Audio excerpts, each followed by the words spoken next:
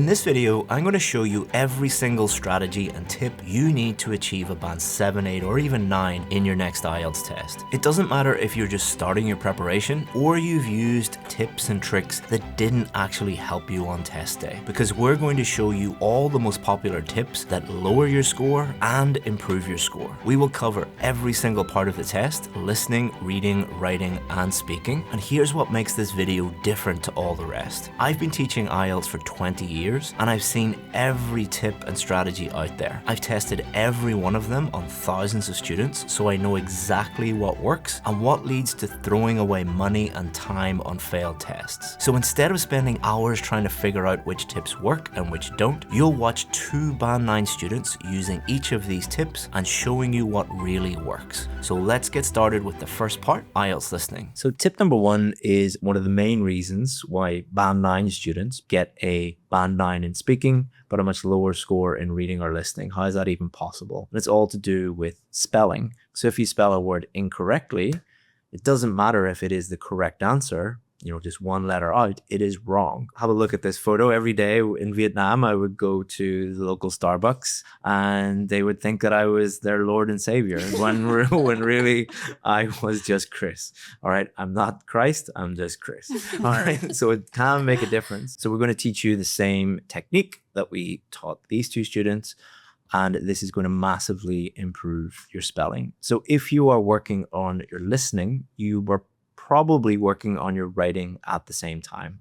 So I want you to follow this system. Number 1, open up a document and turn spell check off. Don't have spell check, especially autocorrect. Don't have it on. We want to be able to see your spelling mistakes in a minute. Step 2, write one of your practice essays. You're going to be practicing essays anyway. Write the whole practice essay. Once you get to the end, turn spell check on and it will reveal all of your spelling mistakes. Step number 3, get a new notebook. This is now your spelling mistake notebook. Go through your essay, write down all of your spelling mistakes as they are spelled incorrectly in one column, and in the next column you're going to write it spelled correctly. Once you do that for a few days, a few weeks, a few months, depending on how much practice you're doing for writing, you will start to notice patterns. You'll start to notice problem words or the type of words that you have an issue with. And then you will be able to easily spot those and spot, oh, I might spell this incorrectly, and then spell it correctly on test day. The next tip is about paper-based versus computer-based. Some students prefer paper, some students prefer the computer. Luckily, both students have done both. So we're going to talk about the pros and cons of each, and then you can decide which one is right for you. So Priyanka, you've done both. Which one did you prefer, paper or computer? Definitely computer. I have a hard time multitasking, and I felt like when I did the paper-based test, I was distracted because I had to write down the option and have to listen at the same time. But with the computer-based test, I could just click. As soon as I heard what I wanted to hear, I would just click, and it made it simpler, less distraction. Which one did you prefer? I prefer the computer test because I feel like it comes more natural to me to be listening and answering at the same time instead of looking at the book and then listening and then reading and then looking for the answers. I think that's a lot more distracting and it's overwhelming at the same time, and it wastes a lot of time from me. When I did the test, so I've done the listening test, I've done the paper-based test and the computer-based test, I get distracted easily. And the good thing about the computer-based test is you get headphones all the time. Paper-based, sometimes it's headphones, sometimes it's just a recording on speakers. But I find with speakers, there was people coughing, the audio wasn't that good, the sound in the room wasn't that good. Whereas with the headphones, you could just totally focus and lock in. I'm not going to lose marks because of my English ability, but I will lose marks because I'm just distracted and I start thinking about something else. So not really related to English skills or listening, but again, anything that can help you. And I think the computer-based test does help a lot of people who, like me, get distracted easily. So if you get distracted easily, you don't like multitasking, and you prefer to look at a screen than a page, I would recommend computer-based. It is not automatically going to massively boost your score, but it will reduce stress, reduce distractions, and help you get the best possible score for you. But it's not a magic trick that's going to boost your score by 2 or 3 bands or anything like that. But if you do have to do a paper test, I would highly recommend using a pencil, because if you make a mistake, you can just erase it. If it's with a pen or anything else, you can't cut it out. So absolutely agree. It sounds like a silly question, should I use a pen or a pencil? What has that got to do with your English level or your listening skills? But just tactically, if you make a mistake with a pen, students get very flustered and they're like, oh, it's so messy and I don't know how to correct it. Or with a pencil, you can just easily correct it and put in the correct answer and move on. Remember, during the listening test, the recording will just keep going. So if you've made a mistake and you're worrying about like, how am I going to correct this in pen, you might lose your place and then the whole thing is messed up. So it's not just listening skills, not just English skills. You have to be tactical as well. Another very common question we get is all about tip number 4, which is, can I write all in capital letters? A lot of students email us and ask, should I just use all capital letters or some capitals and the rest normal letters? Like, which one? So before you started working with us, what were your thoughts about this question? Because I know you had this problem before. I did actually. I didn't know the answer to the question and I was struggling at that time, and I was so confused if I should use capital letters or small letters, and I wasn't focused on the test instead. So again, this is one of those things that's not really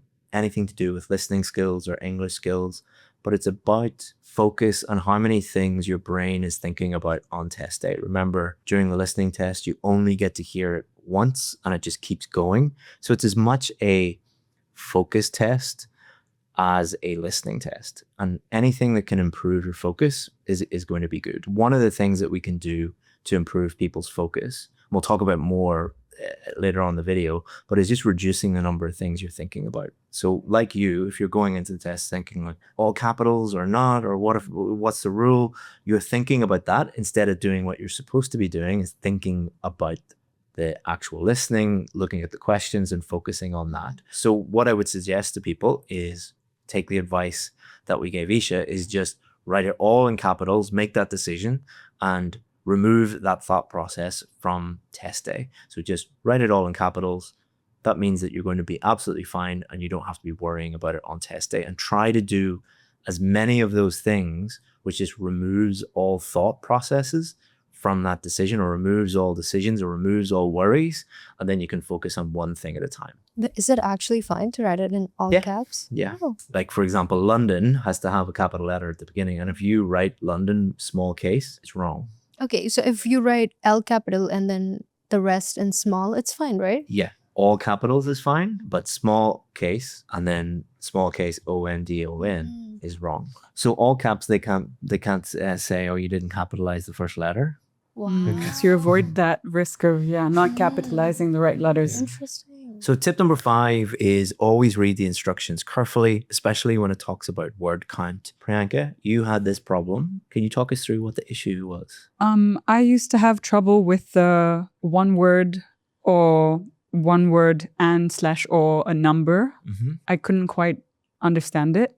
But then once I learned how to work around that, it made it a lot easier. Yeah. So we're going to teach the audience the exact same technique that we taught you, and it's going to be super easy once you understand this. So before we show you that technique, it's just important to tell you at the beginning that every word counts. So for example, airport isn't 2 separate words, that's one word, but the airport is 2 words. So some people think the or a or an, like articles, don't count, but the airport would be 2 words. The only exception to that rule is hyphenated words. For example, examiner, hyphenated, that would be 1 word. So all words count, but be careful with hyphenated words. That is 1 word. So what we're going to do is I'm going to teach you exactly the same thing that I taught Priyanka. So we're going to create a cheat sheet, and that just makes it super clear so that on test day, you know exactly what you're going to do. So Priyanka, where are you from? India. Okay, write that down. How many words? 1. Okay, write that beside it. 1 word. Which city are you from? New Delhi. Okay. And how many words? 2. Okay, write that down. So which terminal did you fly out of to be here today? Terminal 2. Okay, so you both created your little cheat sheet. So the good thing about this is it's personal to you. So you have like where you're from, the airport you flew out of, your address, your high school. People at home, just write 2 or 3 things that are very personal to you, one with one word in it, one with more than one word, and something with like a number and words in it, like an address, or we had terminal 2, like an airport, something like that. And then what you can do is you can go through these questions and you can test using the instructions which ones would be right and which ones would be wrong. So for example, one word and or a number. So Mumbai, is that one word and or a number? Would that be correct? Yeah, it's one word. New Delhi, would that be one word and or a number? No. Why not? It's 2 words. Yeah, it's more than that. What about terminal 2, one word and or number? Would that be correct? Yes. Okay, good. So for this question, it says one word only. If you wrote Mumbai, would that be correct? Yes. What about Billabong High School? Would that be correct? No. What about New Delhi, correct? India? Okay, good. So by personalizing it, you're removing all of the confusion and making it super simple. So try that at home and it should make it much, much clearer. As a thank you for watching the video, I would like to offer you our free ebook. It's more than 200 pages and it's called the Complete IELTS Preparation Guide. It includes all the strategies you need, including all of the IELTS listening strategies for every type of question. If you want that, all you have to do is go to the description, click on the link, and we will send it to you for free. Tip number 6 is probably the most important one. It sounds super obvious, but it is the most important one for a reason. And it is, your job is to find the correct answer. Now you might think like, of course that's the correct answer, but most students don't do that. They think that they have multiple jobs on test day. So let's talk about that. During the test, you had a big problem. What was your problem that you had on test day that stopped you finding the correct answer? I couldn't understand what some of the words mean. And that put me in a lot of, I wasn't sure if I was writing the right answer because I was too focused on finding a meaning of these words rather than actually looking for the answer, which was wasting a lot of time. Good. And did you have the same problem? Yeah. If I didn't understand even one word, I would feel like I'm not understanding the complete context of what I was reading. So even the rest of it that I would understand would be compromised because I didn't understand that one word. Yeah. So this is why I say your job is to find the correct answer. The listening test is not a test of can you understand every single word in the recording. When you move to a foreign country, there will be multiple words that come out of people's mouths and new slang and new idioms and things like that that you've no idea what they're saying.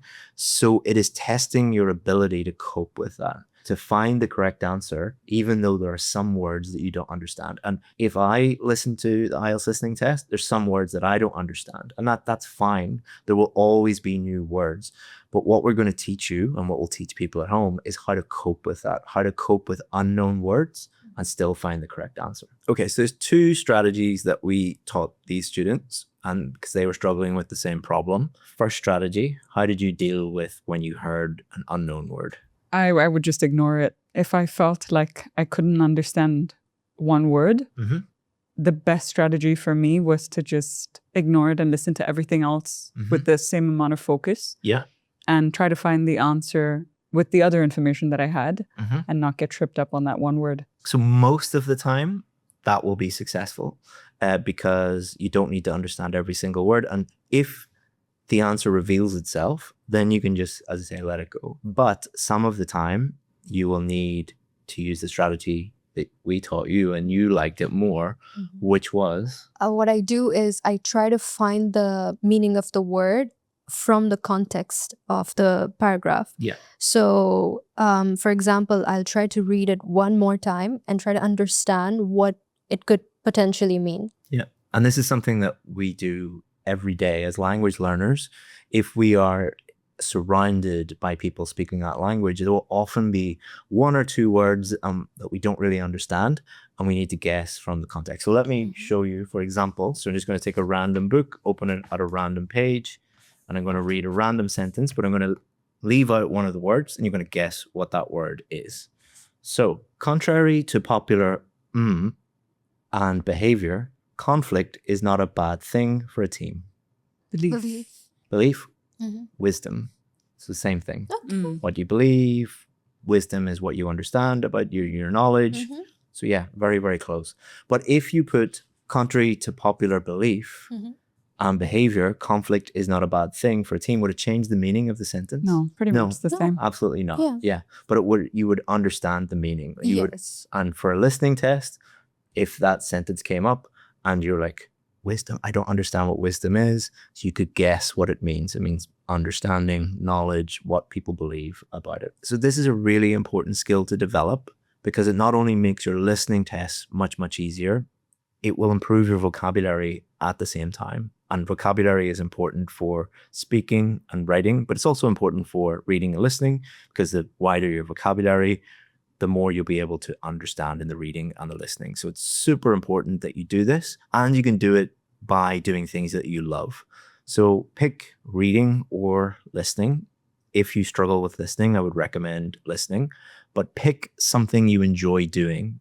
So that could be a podcast about, for me, business.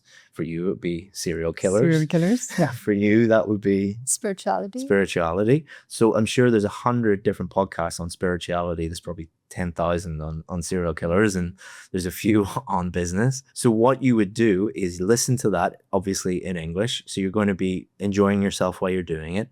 But every time you hear a new word, it's important to not look that up immediately in the dictionary. What you should do is think about, what does that word actually mean? Think about it first. You could write it down on a piece of paper. You could have a little notebook with you.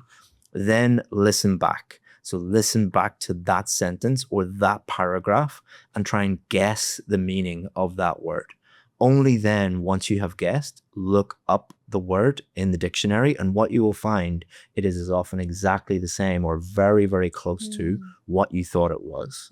So this is going to massively improve your vocabulary and improve your listening at the same time, whilst you're doing something you would do anyway, because you're going to be listening to things about serial killers. You're going to be listening to spirituality anyway. So you may as well improve your English skills at the same time. And that's what you guys did. Yeah. And it develops your skill to, or your confidence to be able to figure out when you do it 10 times, you feel more confident to find the meaning of a word from the context because you've done it already. And you're like, what could that mean? Yeah. You know, so especially if you're moving to an English speaking country and you're working in that job, some bosses are lovely, but some bosses don't care that English isn't your first language, and they will say it once, and if you don't get it, then you might get in trouble with them. So it gives you that confidence that even if someone in my work, or maybe you're dealing with a client and they say something you don't understand, you could just rely on that skill. So it's not just improving your listening, your vocabulary, but your confidence as well. So, and one thing I used to struggle from is I used to not be able to remember the meaning of that new word that I learned. So there's this trick that I use. I try to mentally explain it to a child, and as if like I'm explaining to them what it means, and that's how I remember it forever. Perfect. Yeah. That's really, really good. Because if you can explain something to a child, you can explain something to anyone. And then it sticks by you always. And for bonus points, get yourself a new notebook. So you have a spelling notebook and you have a vocabulary notebook, and record all the new words and add any details that will help you remember it. Not just meanings, but some people like pictures, some people like full sentences or like funny sentences, or some people like synonyms, so a list of synonyms or antonyms, the opposite to that word. I like that for some, I don't know why, maybe it's how my brain works. I like to know what is the opposite of that word, and that helps me remember it, and then do things like create a story with it, or you might be, when you're practicing your essays, try and include some of those words so you're actually using it. There's a huge difference between words you know and words you know how to use. Using them is going to massively, it's basically moving words from your passive vocabulary, words you know, to your active vocabulary. I don't know the exact numbers. Maybe someone in the comments can tell me, but I think it's like people know 10 times the number of words in their passive vocabulary compared to the words they can actually use in their active vocabulary. Really? Yeah. For example, if we got, like, none of us are medical professionals.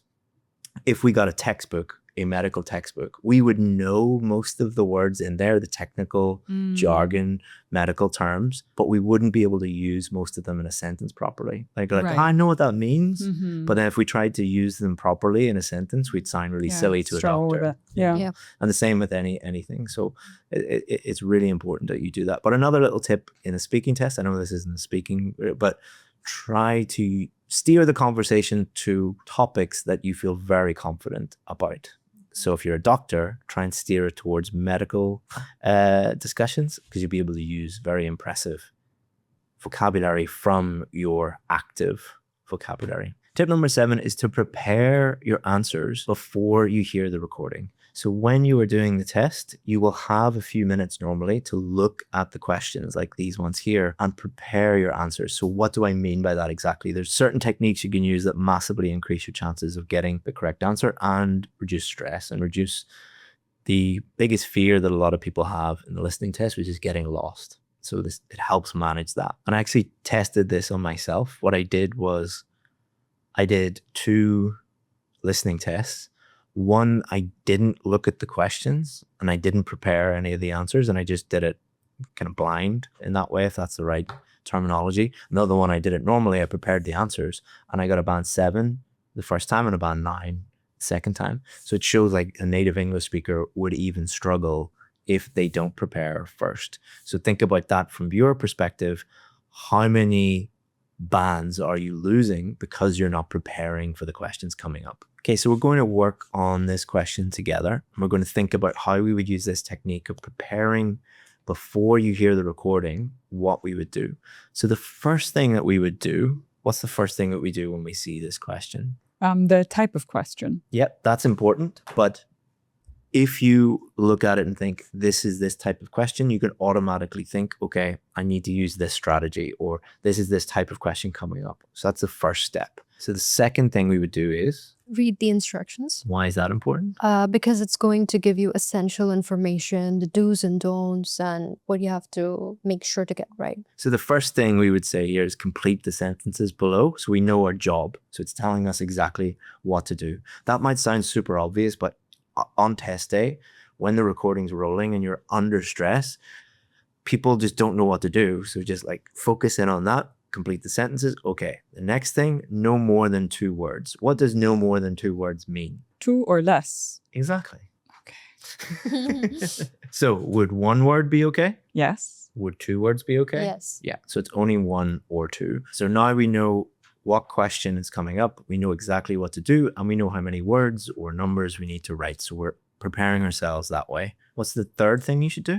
Understand the context.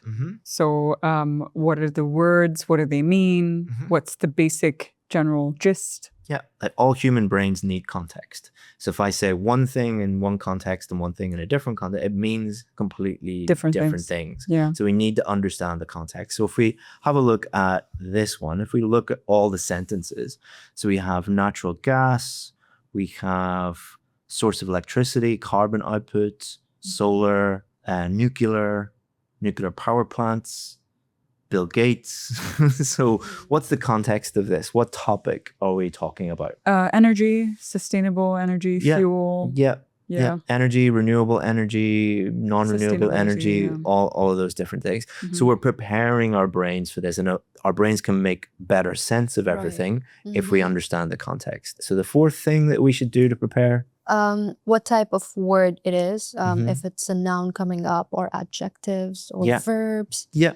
So let's look at this second sentence. The source of electricity, which has a carbon output lower than solar something. Solar energy? Yeah. Yeah. Oh, So simple. energy is a noun. Yeah. Or if we look at this one, the only form of energy less popular than nuclear is, what type of word is that going to be? It would be not a verb, not a noun actually. Yeah. Yeah. Not an adjective, Mm-hmm. not a verb, not an adverb. So Yeah, and we could go even further and say it's probably like wind or coal or gas or some type of energy. And then the final one, Bill Gates is developing advanced reactors in probably a country. Maybe if it's America, it could be a state, or it could be the ocean, or it could be, but it's definitely going to be a noun, but it's probably going to be a country or a place or something like that. So again, we're preparing our brains by understanding context, the type of word, noun, verb, adjective, the category of word. Is it could be a country, could be a state, could be a place, it could be a type of energy. So it's making it us much more likely to get the correct answer. And some of these, you could guess the correct answer without even listening. So it makes the listening much, much easier. Once we do all of that, the final thing that we can do is predict the correct answer. Okay. So if we have a look at this one, the source of electricity, which has a carbon output lower than solar, what do you think is a good prediction? Wind, so other than solar, is wind. Okay. It couldn't be is wind energy, because that would be 3 words. Remember, it has to be under 2 words. Oh, I thought is already in there. No. Is not. So let's go is wind for you. Tidal. Okay, is tidal.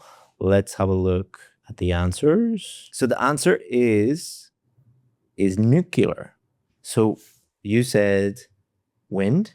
You said tidal. We were both wrong, but that doesn't matter, because you remember that thing that we're doing here is preparing our brain. So I'm listening out for a source of energy that is lower than solar. So it probably says in the recording, the only other source of electricity that has a lower carbon output than solar is nuclear. So you would hear that much, much easier, even though your prediction was wrong, because it's not about predicting the correct answer. It's about predicting the type of thing that is going to come up and preparing our brains for that, if that makes sense. Yeah. So at home, if you're using prediction and you're like, I'm not getting it exactly correct every time, that's not the point. The point is preparing our brain to find the correct answer, because we can't predict everyone exactly, but some of them you will be able to do it. Most of them, your predictions will be wrong, but the type of word and the topic and preparing our brains to find the correct answer, that's what we want to be doing. So good job. Tip number 8 is all about focus. And this is a big one, because a lot of people have great listening skills, or English might be at a very, very high level, but they struggle with focus.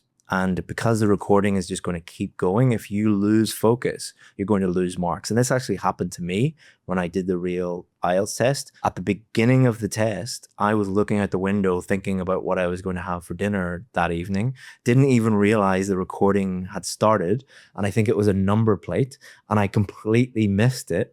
And I didn't get the correct answer at all. I still got a band 9, because you can get one question wrong and still get a band 9, but it just shows you how important focus is, not even at the end of the test, but throughout the whole test. And we taught you 2 different strategies, and we're going to talk about that, and that'll help the people at home. So we taught you one technique. What was it? So instead of trying to be able to pay attention, my attention used to be really bad. I used to have a hard time focusing on something for 60 minutes straight. So instead of trying to do all 60 minutes together, I kind of think of it as working a muscle in the gym. So you kind of do it a little bit at a time. So you try to do it first for 5 minutes, then 10. Then when you get used to the 10, you go to a 15. When you get used to 15, you go to 20. And then it kind of becomes muscle memory in a way. So rather than trying to give yourself the mammoth task of doing 60 minutes in one go, it's just, for me, at least it worked easier to be able to do it section by section and work up your attention span. And we did something a little bit different with you. What did we do? I used to find it really hard to focus, so I started meditating. And I found out that it really helps me get a lot of data in my brain. So what I used to do is I started off meditating for like 2 minutes in the beginning. I couldn't do it more than that. And then I jumped on to 6 and then 10 and then for a half an hour. And that helped me a lot. And that's something I use now to better my attention span. And the good thing about meditation is it gives people a little bit of a break from studying. Yes, it does. Yes. Because a lot of people, not saying any of you viewers would do this, but a lot of people email us the week before their test and they're like, I need to cram, I need to prepare for the test in 1 week, and they're studying like crazy, and it's too much, to be honest, for most people. So meditation not only improves your focus, but gives you a break from studying, kind of as you said, like a data dump, like allows you to clear out your brain a little bit. So if you're struggling with focus and you want a way of doing it while chilling out at the same time, and it's beneficial in a lot of other ways, meditation is good. There's lots of meditation apps out there. Don't ask me which one, just find one and go with it. And finally, but most importantly, my best tip for staying focused throughout the entire test is reducing as much stress on test day as possible. The number one way to reduce stress is preparation. When people say stress, what I really hear is fear. They have fear that they're not going to do well. Why are you so fearful? Because deep down, you know you haven't put the work in and you're not prepared. But when I go and do the test, I know that I've done the work. When my VIP students go and do the test, we know that they've done everything that they can. The best way to do that is understand the different questions, understand the strategies for the different questions, and download the PDF. It has all of that for you. Tip number 8 is called the shark strategy. So some species of shark need to keep moving, and if they don't move, water doesn't go into their gills, they don't get oxygen, and they die. They literally need to move in order to survive. This is exactly the same in the IELTS listening test. You need to keep moving in order to get one of the higher scores. If you stop, you lose focus, or you focus in on a question or focus on a word you don't understand, and you stop following the recording, you're dead. So you need to keep going and you need to follow the recording. Tip number 9 is a really surprising one that I didn't think most students would have a problem with. But when we looked at your answers, you had that problem, which was some of the questions you didn't even have an answer for them. And surprisingly, some of the multiple choice ones you didn't have an answer for at all. Why is that not the best strategy, especially for multiple choice and things like that? Because you still have a 25% chance of getting it right if you just close your eyes and pick one. So stupid to be leaving it blank. So we don't want to use that strategy for every question. We want to approach every question in a strategic way and find the correct answer. But if it's something like multiple choice and you just have no idea, if you are like, I have just no idea, get stressed and then lose your place and you don't use the shark strategy, you're going to mess up the rest of your test. But as you say, you might have a 25% chance. Just put a random one down if you really have no idea, or look at the 4 options. If you have prepared, as we said before, prepared before you hear, one of the options or 2 of the options will probably make sense. And even sentence completion, like we looked at, often you'll be able to guess the answer. So if you lose your place or lose focus, for example, you could have put, wind power in, or is wind. It might not be right, but how many different types of power are there? There's nuclear, there's wind, there's tidal, there's coal, and you still have a 25% chance. Don't use this for every single question. You're not going to do very well, but those questions where you get stuck and you need to move on, try that strategy. And there's no negative marking, so it makes sense. Nothing to lose. Yeah, you've nothing to lose. We solved a lot of your problems just with spelling and that one tip. And then everything became much, much easier for you. And then the last tip is all about accents. This is something that you had a problem with because some of the accents on the test, you were unfamiliar with them. So on test day, you might hear not just English accents. I think a lot of you listen to like the received pronunciation English accent, the BBC News accent, but that's not real life. A tiny percentage of people in the UK actually speak like that. Some of them speak like me from Northern Ireland. You might get a Scottish accent on the test. You might get a Welsh accent, a South African one. There's multiple different American accents, Canadian accents, Australian, New Zealand. You need to familiarize yourself with those. You don't need to be an expert on them. You just need to kind of tune into it. And how did you overcome the accent problem? I used to watch a lot of news anyway, so I tried switching it to different countries. And I would watch their news in different accents, and also podcasts helped me a lot. I listened to them anyway, so I would try to look up channels which are from different countries, but they're speaking in English. So I can get a hold of the accent that they're talking in and understand what they're saying. And you combine that strategy with the strategy that we talked about before about understanding words in context that you don't understand first time. So one time you could listen to an Australian podcast on something you like, and then the next one on an American one, and the next one on an Irish one. So you're listening to something you enjoy listening to, you're improving your accent recognition, you're getting familiar with those different accents, and you're improving your listening skills and your vocabulary all at the same time. So podcasts are your best friend. So now you understand which tips and strategies to use for listening. The next part of this video will cover everything you need to know about the different tips and strategies for reading. Which ones improve your score, which ones will lower your score. We're going to take you through everything step by step. Tip number one strategy or 11 strategies. So when you open the book and you're looking at the different questions, should you have 11 strategies or one strategy for each question? I think one strategy, just to keep it simple. Maybe 11 different strategies, even if they're slightly different, so that you can have a different, unique approach according to what the question is. And you can adjust and play along depending on what you're being asked. Let's see who's right, who's wrong, and we'll help everyone watching at home. So let's look at each of the strategies in a little bit more detail, and we'll find out what's like IDP and the British Council have to say. So if you type in to YouTube, IELTS reading tips and tricks, the first video that comes up, their first tip is the most important one. And their first tip says, understand the 11 different question types. So it doesn't say which strategy to use, but it says that it's important to understand the different question types. And this is totally true. So there's many, many different question types. And often students, like strong students like yourself, who are very, very good at English, maybe get a band 9 in speaking, sometimes they can go and do the real reading test and they can mess it up because they're like, what is true, false, not given? What is matching headings? Normally people are used to like multiple choice or comprehension. These are completely new to them. So you should definitely familiarize yourself with the different types of questions. On the other end of the spectrum, there's this video with millions of views. And what it says is, I first read the question and then I start quickly reading the text, not paying attention to any detail. And when I feel okay, the answer is somehow here. I slow down, I carefully read the sentence, I read the second question, I resume reading the text, and this strategy allows me to finish my reading section much more quickly. And this is probably the more common advice that you'll see on YouTube, and especially on TikTok and Instagram and things like that. Normally what you'll see is a video saying, use this one killer strategy, and it will magically answer all of the questions.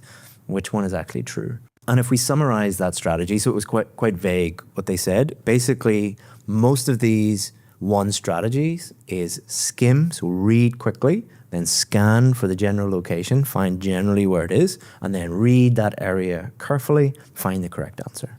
Okay. Sounds very simple, and normally I like simple things, but is it actually correct? Does it actually help you find the correct answer? Okay, so what we're going to do is you both have the same matching headings question. So I've given you this strategy, which is the one strategy that you can use for any question. And I've given you matching heading strategy. I'm going to try you first, see how effective it is. So what I want you to do is go to section A. So down below, section A. And I want you just to skim it very, very quickly. All right, so I'm going to give you 10 seconds to skim it.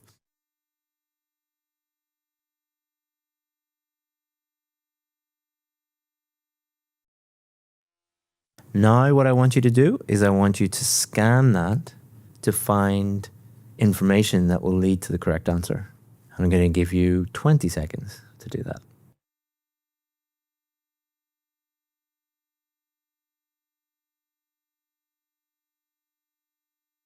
Now I want you to read carefully and find the correct answer. Have a look, and you can look at the question. You can read carefully. Go ahead. Or are you completely lost? I am completely lost. Oh, okay. I don't like that. So does this work, this strategy that you just used? No. Not at all. So let's do it all together. Okay. We'll do the exact same question, but we'll use a specific strategy designed for this question. Okay? So what I want you to do is don't look at the list of headings, okay? Just look at section A. All I want you to do is read section A and imagine you are writing a title for that paragraph. So a title that just summarizes what that paragraph means. Think about if you were writing a newspaper article just about that paragraph, what would the title say? I want you to do it separately. I'll give you 1 minute to do that. Should we write it down? Or? Write it down. Okay. Yeah, but don't say what it is. Okay. Just write it down separately. Okay.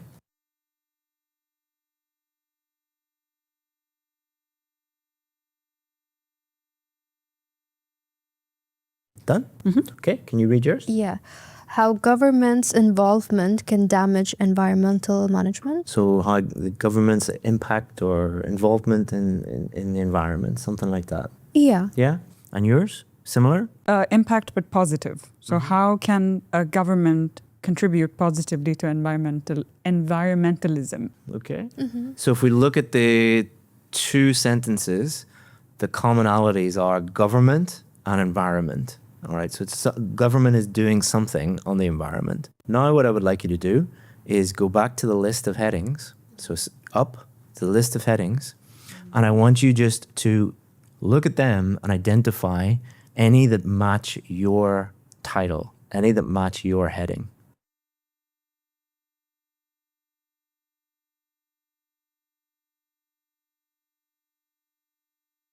Go up the page until it says key to sample task. What did you get? 5. What did you get? Woohoo! 5. Was that difficult? No, it Was so it difficult nice. the first time? Yes, very difficult. Interesting. It also saved a lot of time. It was very quick Exactly. compared to the first time. Exactly. I gave you 1 minute. You probably wouldn't even need 1 minute. You could have read through that quite quickly and just like government's impact on environment, like government's involvement in environment. And then if you look, it's like magic. There's not much magic in the IELTS test, and I don't believe in magic tricks, but that's as close to a magic trick as you're going to get. So if we have a look at what the British Council say about this, they don't talk about having separate strategies, but if you look at the British Council website, on there you'll find teaching plans made for teachers, all created by very, very experienced British Council teachers. And the interesting thing about this is they have separate lesson plans for each different type of question. And that's exactly the way we taught at the British Council. We would have a lesson for matching headings questions and a lesson for true, false, not given, and a lesson for comprehension questions, because it's testing different skills and requires a different strategy. And it actually states on the British Council website is that each question is testing different reading sub-skill. So the skill that that particular question was testing was, can you look at a paragraph and understand the general main idea of it? Like when you're reading a newspaper, most people don't read every word. They just look through it. Okay, that paragraph means that paragraph means that, quite quickly. That's what it's testing. And this is backed up by the Cambridge website. And Pauline Cullen, a very famous and well-respected IELTS teacher and author, and she says every question has one clear purpose to force you to use specific reading skills. In other words, each question is forcing you to do different things, so you need a different strategy for each type of question. As a thank you for watching this video, I want to offer you our free ebook. It's more than 200 pages of our best strategies. It also includes reading strategies for every single reading question. If you want that, all you have to do is go to the description, click on that link, and you can download it for free. So again, am I attacking teachers? No, I'm not attacking anybody who teaches this, all right? If you are one of the teachers who teaches this strategy, think about why you're doing it. Students love simple strategies that cut down on time. This is why you'll find it on things like TikTok and Instagram, because people just want, quick fixes. Try to balance what your students want and what they need. What they want is to make everything as simple as possible, and I'm a big believer in making things as simple as possible, but only as possible. It's impossible to make these as simple as this. You need to be a little bit more complicated. But if you find a strategy anywhere on the internet, always test it in the classroom with students, just like I did. So that was a very quick demonstration of you could get this one strategy, test it with your students, and they're going to be completely lost, and then use a different one and they find the answers pretty easily. Which one wins, base it on real student results that you're with students in the classroom. But maybe I just got lucky and it only works for matching headings. What about a more difficult question like true, false, not given? Let's see if it actually works there. So that brings us on to the second tip for reading. We're going to test true, false, not given questions versus this. Really understanding the question, fully understanding it, or using tricks. Some students and some teachers just want tricks. Some of them work, some of them don't. Other teachers, other students want to fully understand the question so they're completely confident on test day. So which one would you choose? I would say understand. Okay, why? Just a more bulletproof approach. If you understand it, it's harder for you to go wrong than if you blindly follow a trick and it takes you down the wrong road. What about you? I really like the way you thought us a trick for the last question. I think if you can give us something similar for the true or false and not given, it would be really nice. Okay, so let's see which approach is actually correct. So if we go to one of the most popular YouTube videos on true, false, not given, her approach is to help students understand the difference between true, false, and not given. So what she says in the video is, if it is true, the statement agrees with the information. If it is false, the statement contradicts the information. And if it is not given, there is no information on this. This video was posted nearly a decade ago, and IELTS has not changed since. But since that, there's been lots and lots and lots of videos talking about this is the latest hack, this is the latest trick. But maybe we got the answer nearly 10 years ago in this video. And you'll also find the exact same information on the IDP website. So if you have a look at the IDP website, it says exactly the same thing. So if the most popular video on YouTube is stating something very, very clearly, and IDP you're stating it so clearly, why is there so much confusion? True, false, not given is probably the question that we get the most emails about, just saying like, I have no idea, I really fear this question. And it messes up a lot of people because they get very stressed out. And they're like, if I get one of these questions, I'm going to fail, and that can actually cause failure in itself. If you put into the search bar, IELTS reading, true, false, not given, tips and tricks, the titles of the videos that come up, if you have a look, what do you see? You see magic way, magic tricks, true tips, secret tips. This is why there's so much confusion, because there's so much information. And I'm not saying any of those videos are right or wrong, but they all contradict each other, and there's so much conflicting information. So students get even more confused when really the correct answer is understanding the difference between true, false, and not given. And I'm going to show you very easily how to understand the difference between true, false, not given in a second. But I just want to address something important. I'm not saying that you need to just focus on one strategy with us, but what I would recommend is, instead of looking at 30 different YouTube channels or 10 different blogs, find one that you actually trust. Like, so for example, we've mentioned Pauline Cullen, very, very reputable, reliable source, or IELTS Liz or IELTS Simon. These are people who really, really know what they're doing. Or you could look at our website or our channel. Hopefully you would agree that we know what we're doing, but pick one of us and just focus on that. And that is going to cure this overwhelm problem that many of you have. So if we have a look at again what it says in this video, number one, if it is true, the statement agrees with this information. Number two, if it is false, the statement contradicts this information. And number three, if it is not given, there's no information on this. When we tell students this, they like look at me kind of blank the way you're looking at me right now. And the way that we overcome that is we personalize these statements. So we get them to create like a little personal fact sheet, and then they create true statements, false statements, and not given statements. This helps people truly understand it. So we're going to do this with both of you. So what I would like you to do is, on the piece of paper, I would like you to write name and write your name. Nationality. City of residence. Your age. And your profession. Now, based on this, I want you to write a true statement about yourself. A memorable true statement about yourself. If it was me, I would say Chris is a citizen of Ireland. That is a true statement. Or Chris is a teacher. Many people will disagree with that.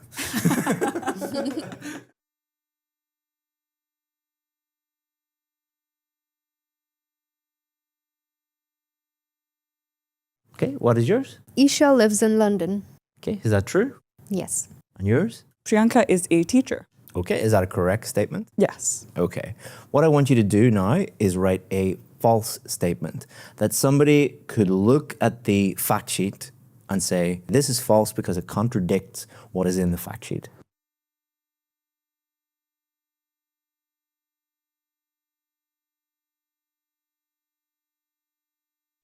Mine is Isha is 25 years old Why is that false? because Isha is 23 years old. Mine is Priyanka is 35 years old. Why is that false? Because she is 27. Okay. What I'm going to do now is we're going to create a not given statement. So a not given statement is a statement that we just cannot tell. There's no information there that we can verify is this true or false.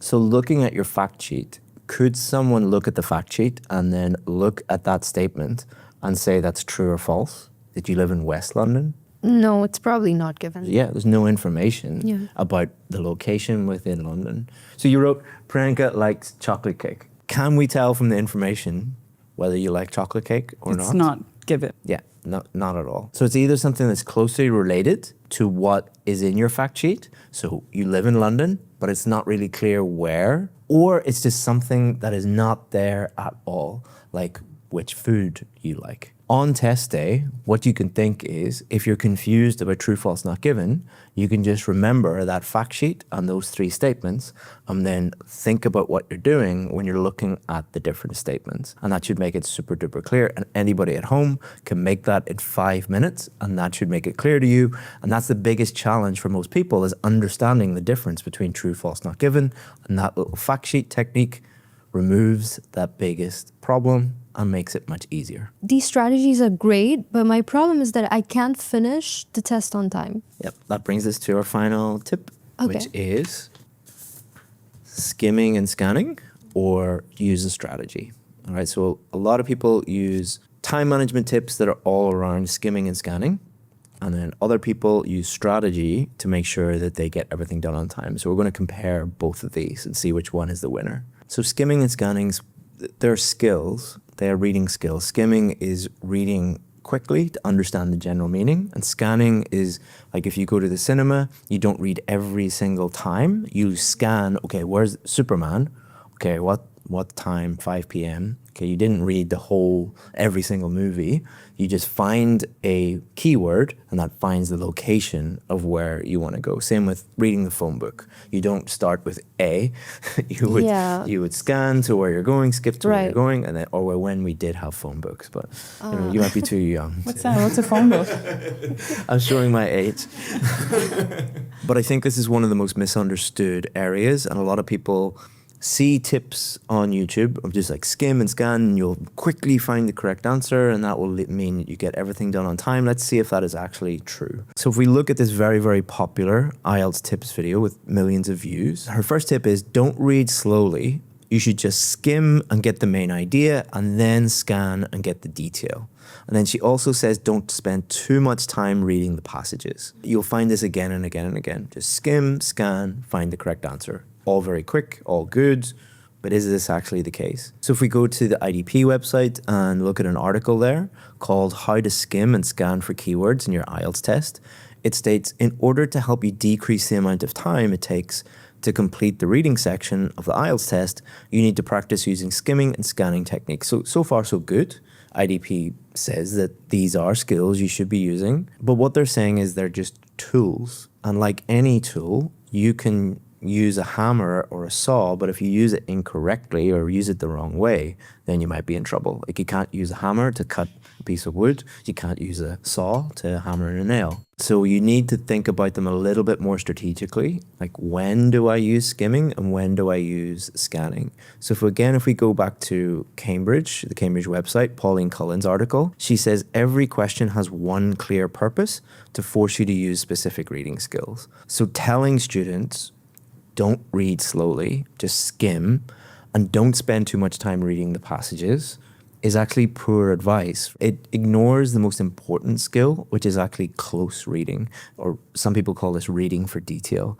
So not skimming, not scanning, actually finding the correct answer or where the correct answer might be, and really reading in detail and taking the time to fully understand that. That's why a lot of students use skimming and scanning but still get lost, because your job at the end of the day is to find the correct answer, not to just get through things as quickly as possible. So which one is the winner? Should we just skim and scan and try and do everything as quickly as possible, or should we use strategy? Strategy. Why? Always better to understand something than just try to skim and do it focusing just on time. I agree with her. And the other thing that you might not think about is, okay, skimming and scanning sounds like a shortcut, but what happens if you get lost on a shortcut? It turns into a long cut. So by trying to do things quickly and use magic tricks and magic hacks, you can get lost in the reading. Like we seen at the beginning of the video when we tried that technique with you, Yeah. you were just completely lost. So by trying to give people shortcuts, you can often create long cuts. So anything that doesn't focus on helping you find the correct answer, even if it is quick or fast or helps with time management, doesn't actually help in the long run. Understood. So now you know which tips and strategies to use for the listening and reading test. The next part of this video covers speaking. We will do it with the same Band 9 students, and we will show you exactly which speaking tips and strategies improve your score and which ones lower your score. Let's start off with one of the most popular speaking tips. I want you to watch each of these students start the test and think about what tip they might be using. Welcome to the IELTS speaking test. Please sit down. Hi, how are you? My name is Priyanka Bhatia. Very nice to meet you, Chris. I was really looking forward to coming today. You have a really nice examination hall. Is that what you call it? Let me give you my ID. How's your day been so far? Not bad. Would you like something to eat or drink? Let's start. You look the exam. amazing, by the way. I really like your shirt. Okay. Your haircut. Okay. It's so good. Thank you. Welcome to the IELTS speaking test. Please sit down. May I see your ID, please? So did you spot the tip? If you go online, you'll find thousands of tips on how to greet the examiner. But does greeting the examiner actually improve your score? Does it affect it in any way? So guys, if you look at the guidance from IELTS, it talks about part 1 and what happens in part 1. So the examiner will ask you about yourself and general questions like work, family, studies, things like that. But before part 1, you have to come in and you have to talk to the examiner. They'll just ask your name. They'll ask to see your ID. And this is where you will greet the examiner in some way. Maybe a little bit differently to how you just demoed it. Yeah. But that's when you will greet them. But the most important thing to know is you're not being assessed at this point. We call this part 0. So you have part 1, part 2, part 3. Part 0 is when you come in, you talk to the examiner for the first time. They look at your ID, they ask your name, all of those things, but the exam has not started yet. It's really important to understand that. But many people online think that what you do in that first part actually does improve your score. So let's see what the official IELTS website and the official sources have to say about it. So on the official IELTS website, it says, every examiner is trained and monitored closely to be fair to every candidate and to assess your level of English. The examiners will not give you more or fewer marks if you are smiling and laughing. So it's quite clear what they're saying there is it doesn't matter what you do in that part 0, it's not going to improve your score. So you can't charm the examiner, you can't be overly friendly. And if you're really nervous, like you demonstrated, and you don't seem like you don't want to be there, you can't lose marks for being unfriendly. But I imagine it doesn't do any harm to be polite, to be nice, right? So yes and no. Whatever helps you relax into the test and reduces nerves and stress as much as possible. Like if you are the type of person that not greeting the examiner in a friendly way would make you feel awkward, and you would be thinking about like, have I actually offended them? Then, greet the examiner in a normal human way. But I think that, and this is advice for the teachers out there, if you are giving students advice on how to greet the examiner, you're not giving time to things like grammar, vocabulary, pronunciation, fluency, strategy, how to answer the questions. There's a finite amount of time that teachers have to teach students and students have to prepare for the exam. So if you are dedicating, even just 10 or 15 minutes, showing students exactly what to say to the examiner, then you're not spending that 10 or 15 minutes giving them feedback on things that actually matter. So on a more strategic level, I'm not criticizing teachers out there. I'm trying to help you. Only focus on the things that are actually being tested when they are being tested. And that is giving your students the best possible chance. So is this tip right or wrong? I think that it's wrong. It's not going to do any harm, but there are far more important things that you need to think about. And we'll talk about that later in this video. So we're going to demo the second most popular tip. I want you to watch both of them. Both of them are trying to use this same tip. Watch what they do and try and guess what the tip is. Welcome to the IELTS speaking test. Let's start off by talking about what you normally do on the weekend. What do you normally do on the weekend? I like to meet my friends on the weekend. We like to go for long walks in the park. And I like to go shopping. And I like to go to the garden with them. And I like to meet them outside their house. What do you normally like to do on the weekends? On the weekends, I literally love to cook, and I love inviting all my friends over to my house so we can like eat together and watch a movie. And like I have this really big screen TV, so we really enjoy watching like horror movies over there. And I think it's the best thing to do on the weekends. So did you spot what the tip was? So one of the most popular YouTube videos in the world on IELTS speaking with 13 million views talks about how important body language is and hand gestures and maintaining eye contact. But is this actually true? Will this improve your score? Well, let's have a look what IDP and the British Council have to say about this. On IDP's website, you'll find an article called How to Prepare for the IELTS Speaking Test. And in it, it says that every examiner is trained and monitored closely to be fair to every candidate and to assess your level of English. The examiners will not give you more or fewer marks if you are smiling and laughing. It is best to relax as much as you can and communicate in a natural way. So what it's saying there is, and this is consistent with examiner training, what they train the examiners on is grammar, vocabulary, pronunciation, fluency. What comes out of your mouth, not really your hand gestures, your eye contact, your body language.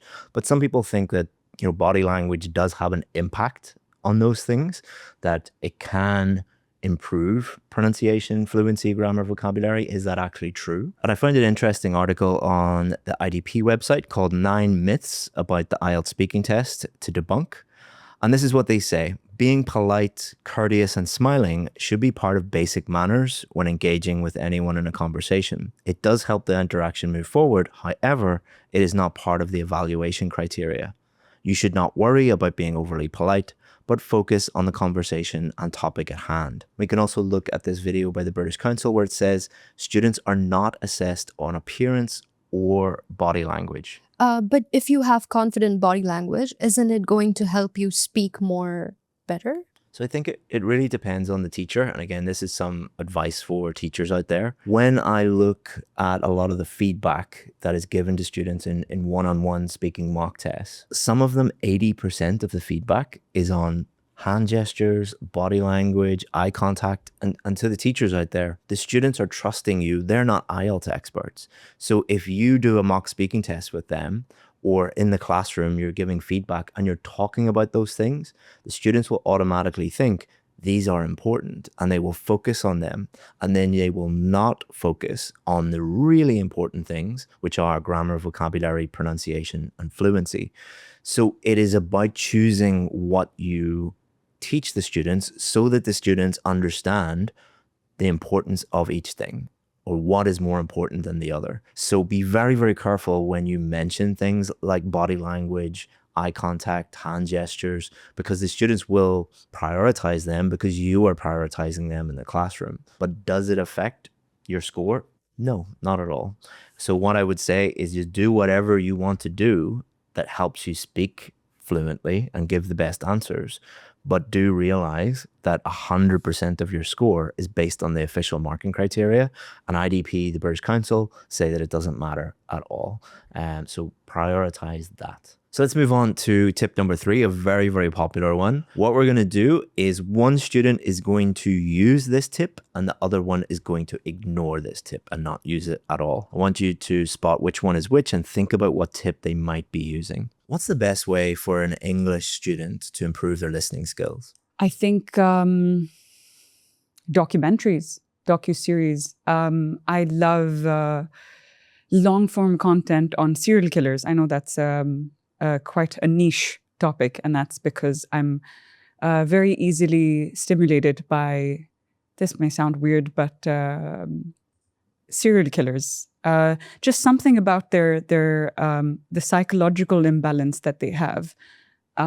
It may seem gruesome to some people, but to me it's quite fascinating because their thought process is very layered. Their thought process is very nuanced. It's not about good versus evil, as some people might think. It's sometimes that they have a lot of mental disorders that stems from a very troubled childhood. And doing a deep dive into that makes me feel like I'm able to humanize the person and maybe not justify their actions, because it's not okay to kill, but maybe understand the human psyche and cause and effect a lot better than someone that just says someone's evil.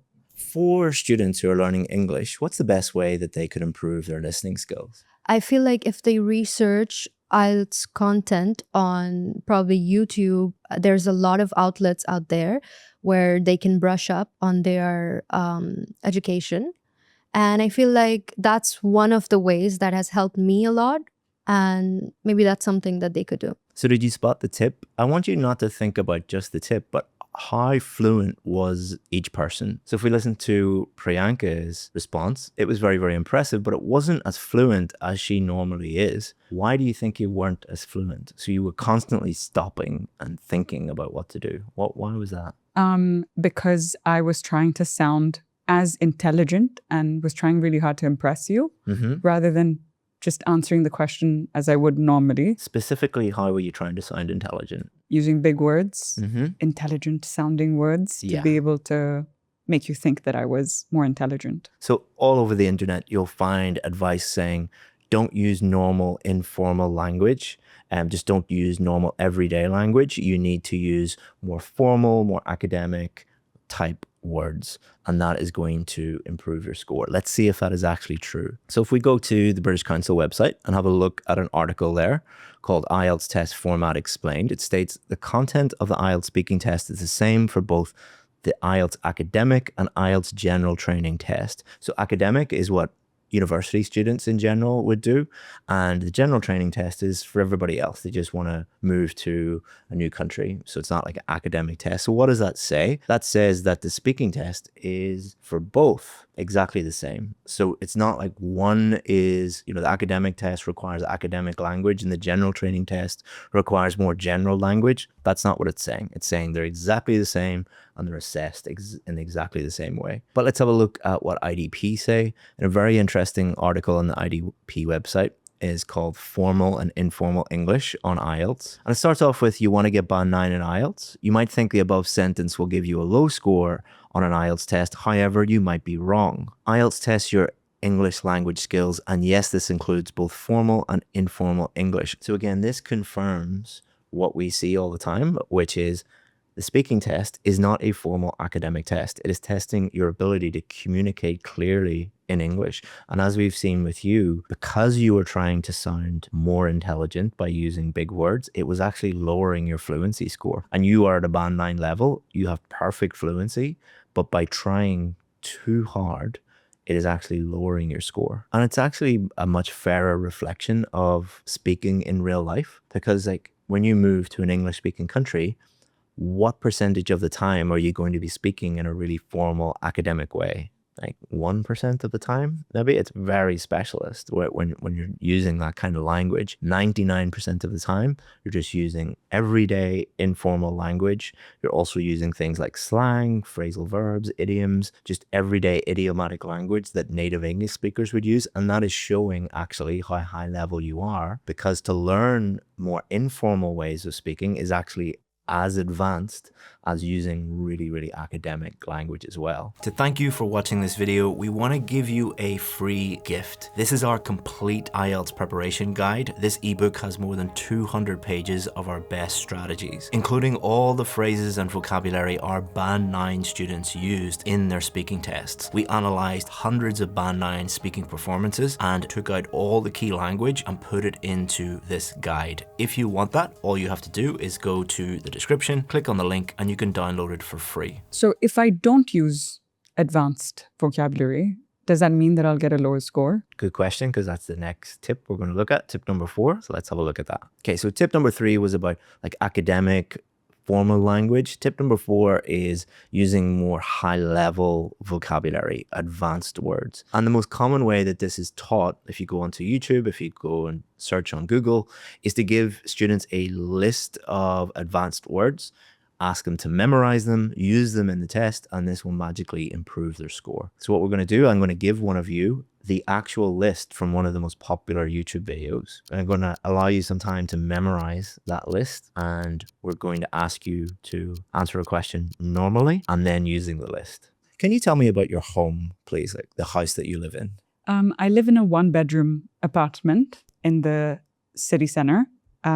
It's cozy, it's nice. I don't like houses that are too big, so I liked my home for that very reason. My bedroom's quite spacious, quite big for a house in the city center. It's rustic, all neutral colors inspired by Kim Kardashian. And it's just, it's my safe haven. I love the way it feels. It's comfortable. Can you tell me about your home, like the house that you live in? My house is where I feel very serene. And it is a multi-storied building, high-rise skyscraper building. And the artwork in my house is futuristic and very modern, and yeah, my kitchen. Okay, let's move on to the next question. So how did you feel in both answers? So compare how you felt, what was going through your mind. When I was speaking normally, the first answer that I gave, I felt like I was just answering a question and having a conversation with a friend. It didn't feel forced. It didn't feel like I was trying to think about it. I was just remembering what my house looks like and telling you about it. But in the second answer, I wasn't really focusing on the truth as much as I was trying to use as many big words to impress you. And then I couldn't think of the big words to impress you because not too many to do with your home. And that made me kind of even more nervous and trip up on my words. And how did you feel when I stopped you? How would you feel if I kept doing that? I felt like I knew I was messing up as I was doing it because I was struggling to find the words. And then when you stopped me, I was like, oh, yeah, it hurt my confidence for sure. Yeah, and that would make your fluency even worse. So it would be a downward spiral. Yeah, the next question would be worse. Yeah. And that's exactly what we find when we're training students, that when a student comes in and they have terrible fluency, we can spot it immediately what they're trying to do. Like we will literally just stop them and say like, have you memorized the list? Are you trying to regurgitate that list? They're like, oh, I don't have to do that. It's like, yeah, just speak normally. And they're so afraid of speaking normally because they think that normal speech means a lower score, but it's the exact opposite. If you're just talking normally, that's what the examiners are actually testing. Like, can you speak normally to people in an English-speaking country? That's exactly what they're testing, so that's what gets higher scores. It is not a vocabulary memorization test. It is a speaking communications test. So let's have a look and just confirm this with the British Council. And in that article called Lexis and Vocabulary, it says many candidates memorize impressive lists of vocabulary, but often end up using them in the wrong way because they haven't understood them properly. So by all means, if you can use a topic-specific high-level word from time to time, like when we were discussing your home, that's fine as long as you know how to use it. But as soon as you start to try and use vocabulary that's beyond your level and you're not comfortable using, that's when it affects your fluency. So you lower your fluency score and your vocabulary score. So you're making vocabulary mistakes and it is lowering your fluency score, which is, doubly wrong. Double whammy. Double whammy. Let's see what IDP have to say about this. So in their article 10 Tips IELTS Speaking, they state quite clearly, don't use big and unfamiliar words. It's very, very clear what they say. They say you might want to impress the examiner with big and complex words in your speaking test, but to be safe, avoid using words you are not familiar with. There is a higher chance of making mistakes by either mispronouncing words or using them in the wrong context. So we talked about a double whammy, vocabulary and fluency, but pronunciation, that's another 25%, so 75%. And we often find this with students who think that they know the word, but they don't know how to pronounce the word. So the meaning might be wrong, the pronunciation might be wrong, and they've spent like the first few, how do I say this? And then, so you're just making it way more difficult than it needs to actually be. But vocabulary is a big part of IELTS speaking tests. So if we use simpler words, isn't it going to affect the score? Yes and no. So there's two approaches that we suggest students do. It's called the moon landing strategy. So during the moon landing, what they would do is before they went to the moon, they would try and break everything. They would take lots of chances and they would stretch all the equipment to breaking point. But once they got to the moon, they played it safe. So during your IELTS preparation, try and stretch your vocabulary as much as possible. Take risks, try and learn new words. But also what you need to realize about vocabulary is the most used words in the English language are common everyday words. And mastering those words are just as important as learning more advanced vocabulary. Like you are both Band 9 speaking students. If we analyze your speaking transcripts, only 5%, say, of the words that you use are C1, C2, like high level words. And that's the same. You can analyze hundreds of Band 9 transcripts from real Band 9 students. 2, 3, 4, 5% of the words are actually high level. But the difference between a Band 6 student and a Band 9 student is a Band 6 student hasn't mastered the lower level words yet, and they're trying to use higher level words at a higher frequency, but unsuccessfully. Whereas a Band 9 student, those A1, A2, B1, B2 level words, they've fully mastered them. They can use them normally without making mistakes. And then from time to time, 4 or 5% of the time, when they need to, they're throwing in one of those higher level words, but only when they 100% know them. And to the teachers out there, I know that many of you give your students long lists of high-level words, and that's because your students want them and you think that you're helping them. But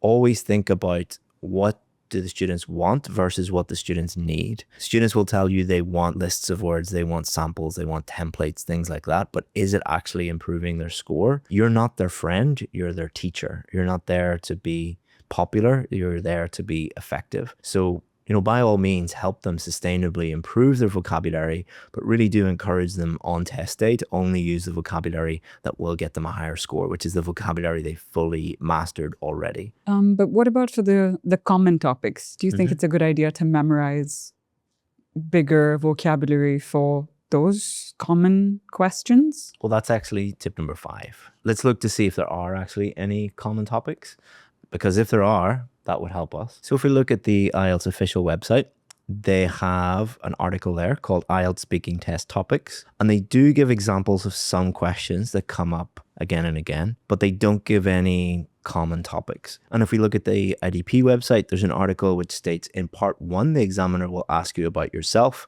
and general questions from common topics like work, family, studies, interests, and hobbies. And this is actually true. You've probably noticed that when we do our mock speaking tests, the first questions are normally every day getting to know you chit-chat questions like your home, your family, your interests, what you do at the weekend. These same topics do come up again and again. But you've probably noticed that I also have asked you guys questions like this. Is music an important subject in schools in your country? In schools in my country? Are there any celebrities that you do not like? Oh. So can you remember any weird questions that I asked you before? Weird questions? Weird topics you weren't expecting? Will AI replace actual Yes, that's what I wanted teachers? to say as well. Will AI replace teachers? Yeah, they might ask you something like that, like really quite advanced, like about AI, for example. Or in part one, they might ask you a completely random topic, like, do you like hats? Or what do you think about birthday cakes? So what we've found and what examiners see every day is when they ask students questions that they're expecting, like tell me about your home, tell me about your family, what do you do at the weekend? They give very good answers because they are prepared for those common topics. The strategy that examiners use is then they'll throw in a random topic. Like, let's talk about birthday cakes. Let's talk about hats. Let's talk about gardening. Let's talk about jewelry. And they will judge your English level really on how you react to those questions that you were not expecting, not the topics that you were expecting. And they will try and see, is there a huge difference between tell me about your family or do you work or study, and how often do you wear hats? Because that's testing your real English level. So if you go and work in an English speaking country, they're not only going to be asking you about, like, tell me about your family and your career, they'll be asking you about more common topics. And if you can't speak about those rarer topics, then your English level isn't that high. So telling students, prepare for these common topics, it sounds good. Again, if you're a teacher, I'm not criticizing you. It sounds like you're coming from a good place. You have a good heart. You're trying to help your students, but you might actually be leading them towards lower scores, because the key is to prepare them for all topics, not just the common ones that come up again and again in part one. So that's part one. What about part two and part three? So part one, there are those common topics. Like they'll probably start off with, do you work or do you study? And then talk about either your home or your neighborhood, your likes and dislikes, and then throw in a few random topics. So you need to be prepared for those. Parts 2 and parts 3, there are no common topics. Even if you look online and you find like common part 2 topics, common part 3 topics, these articles, I don't want to be too critical, but they're not true. You have to expect the unexpected in part 2 and part 3. So overall, there's no harm in preparing for the common topics that might come up in part 1, but do remember that you need to be able to answer questions on any topic. But there's one thing that you should never do when you're preparing common topics. Can you guess what it is? Speaking a language other than English? No. Okay, let's find out what that thing that you should never do is. So if we look at the British Council article, 8 ways to boost your IELTS speaking score, it states, while it certainly pays off equipping yourself with relevant vocabulary, uncommon phrases and collocations, it's important to avoid memorizing large chunks of speech. So the thing that you should never do is memorize whole answers, or as it says, chunks of speech, even parts of sentences. You should never memorize those. And let's look at why it is so important, because it is a very common strategy amongst many students. Let's look at how damaging it can be to actually memorize answers. So the first reason you should never do it is examiners are actually trained to spot memorized answers. It's part of their training. But if an examiner has been doing their job like for more than a couple of months, it becomes very natural for them to be able to spot memorized answers. A lot of students say, how can they spot it? If you're doing the same thing again and again all day, every day, it becomes extremely easy, and it's easy to spot the difference between a memorized answer and a normal answer. And the other thing is that it can be quite insulting, because if you memorize an answer and you give it to the examiner, what you're basically saying to the examiner is like, I'm trying to trick you. I'm smarter than you. I'm trying to outsmart you. You're not. And it's quite insulting. You know, the examiner isn't going to give you a lower mark for feeling insulted, but they definitely will give you a lower mark because you've memorized answers. So that's more, you know, whole sentences or whole paragraphs or whole answers that students memorize. But let's go down to a more granular level of memorizing phrases or parts of sentences. If you think about it, which phrases are the ones that examiners hear the most? Filler, like connecting words, probably. Definitely, that would be a type of word that they would hear. But the ones that they will hear the most are the ones contained in the most popular YouTube videos that are teaching memorization. Really? Yes. So the more popular the person teaching it, or the more popular or the higher up on Google it is, the more it's clicked on, the higher frequency the examiners hear that, and the more likely the examiner is to go like, okay, you've just memorized this. So you need to be very, very careful with this strategy. Especially, I think a lot of students see the number of views on a video, or they see like, this is a big popular teacher, therefore I can trust them. The opposite is true. The more it is used, the less likely it is to be effective. And the more likely it is that the examiner will spot it immediately.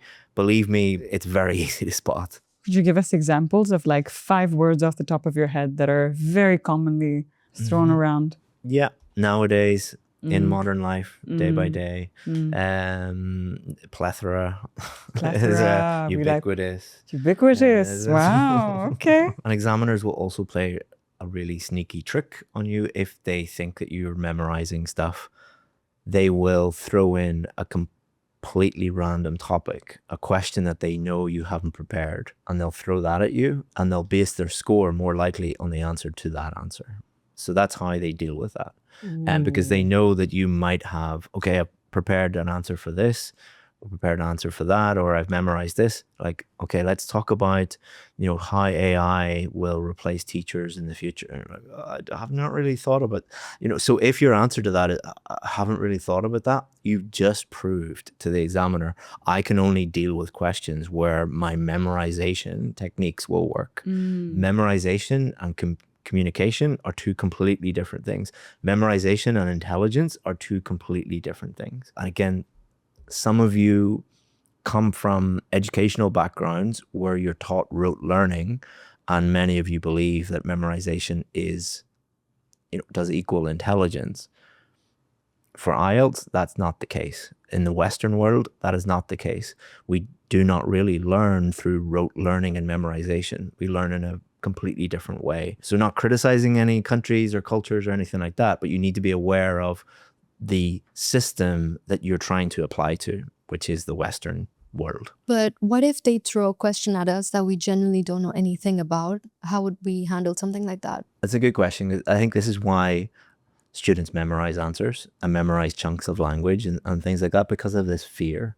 They fear, what if I get a topic I know nothing about? So the first thing to remember is it's not a test of knowledge. It's a test of speaking. So let's do a little demo. Tell me about an Indian dish that you love, and how do you cook it? An Indian dish that I love would be chicken and rice. It's a sort of curry, and I like it spicy. And a lot of people in my family love it too. So it's usually, we all like spicy, so it's usually the same taste, and it has been for a lot of years. We put some potatoes in there and we eat it with plain boiled rice, and it's delicious. Now tell me about an Irish dish and how you cook it. I don't know. Okay. Imagine we're in the speaking test. What would you say? I don't know much about Irish food, so I haven't cooked an Irish dish, but I would love to know. Exactly. So you haven't just said, I don't know. You've explained to the examiner, I'm not from Ireland. I don't know anything about Irish cooking, but I would love to know more about it. That will send a signal to the examiner that, okay, they don't know much about this topic. It's not a speaking problem, because they were able to clearly explain why they know nothing about Irish cooking. They were able to clearly communicate that. And the examiner will then go, okay, she probably knows more about another topic. Let's talk about something else. And then you'll demonstrate how great your English is. And remember, your answer doesn't hinge on one bad answer. That's why they ask you a range of different topics and 3 different parts. So always be honest with the examiner if you don't know anything about that topic. Like, don't do it if you don't feel just, I don't really prefer that topic, or it's a little bit uncomfortable. If that's the case, you just give the examiner as much as you know, and be very open. Like, I don't know a huge amount about this topic, but here's what I would say. That is far more impressive than somebody who memorizes answers for topics they're expecting, and then you ask them about something like Irish cooking, and they're just like, I don't know. So always think about that. And it's also unusual that the examiners will ask you multiple topics and multiple questions about things that you don't know anything about. In general, they will ask you things that the vast majority of the whole world will be able to answer give some kind of an answer. Yeah. And it's also usually in part 3, right? Where they ask you. Yeah, like part 3 is where they're trying to really stretch you. So part 3, if they're asking you more difficult questions, it's because they think you're good. It's because they think you deserve a band 7, 8, or 9. They have a range of different questions that they can ask you. And if they're asking you increasingly difficult questions, that's a good sign, because they know that you can cope with those, and they're maybe thinking, does this person deserve an 8 or 8.5 or 9? Let's ask them really difficult questions. They don't if they think that you're like a band 5, band 6, they won't ask you that many difficult questions in part 3. So be happy if you get them. Oh, good to know. So for the next tip, we're going to play a little game. I'm going to ask the same question to both students. One of them will answer it normally. The other one will try and use the tip as much as possible. Again, I want you to try and think about what they're doing, think about the tip, what it might be, and the difference in the level of answers. How do you think education will change in the future? I believe everything is going to become more digital, and people are going to rely more on devices and gadgets for studying instead of pen and paper and books like it used to be back in the days. And also I feel like they'll find their educational materials online instead of in books like we used to have. How do you think education will change in the future? Oh, I'm over the moon that you've asked me this question, because I'm a teacher myself. I think the reason people criticize today's education is because there's this concept of the grass always being greener on the other side. In the future, the focus will perhaps be a lot more on critical thinking rather than memorizing information like unfortunately, we have today. But I think the icing on the cake with education in the future is that although it's a double-edged sword, people will be able to focus on things that are more important. And day by day, things will get better. I think it will improve for the better. You know what they say, you got to make hay while the sun shines. So did you spot that tip? Let's analyze both answers and think about the idiomatic language used in each answer. So for this one, here's all of the idioms, and here's the ones that she used correctly. And what we did with this answer was I gave her a list of the most common idioms that are taught on YouTube and online to IELTS students. And what I did with this student was I said, just answer the question normally. We didn't tell her about idioms at all. But let's look at the idiomatic language that was used in her answer.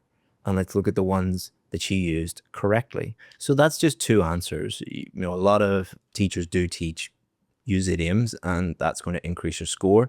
Is this actually true or not? So where this comes from is if you actually look at the official marking criteria. For a band 7, it says uses some less common and idiomatic vocabulary and shows some awareness of style and collocation with some appropriate choices. So it does actually say in the marking criteria, it does talk about idiomatic vocabulary. But where most people who talk about this go wrong, or where most teachers who give students lists of idioms to learn, is idiomatic language and idioms are not necessarily the same thing. So idiomatic language does include idioms, but it also includes more informal language like phrasal verbs, slang, colloquialisms, things like that. And if we look at the definition of the word idiomatic in Collins Dictionary, it says idiomatic language uses words in a way that sounds natural to native speakers of the language. And if we look at the Cambridge Dictionary definition, it says containing expressions that are natural and correct. So to summarize what idiomatic means, it's language that native English speakers would normally use. It's different from what learners of English would use, because learners of English are normally using textbook English.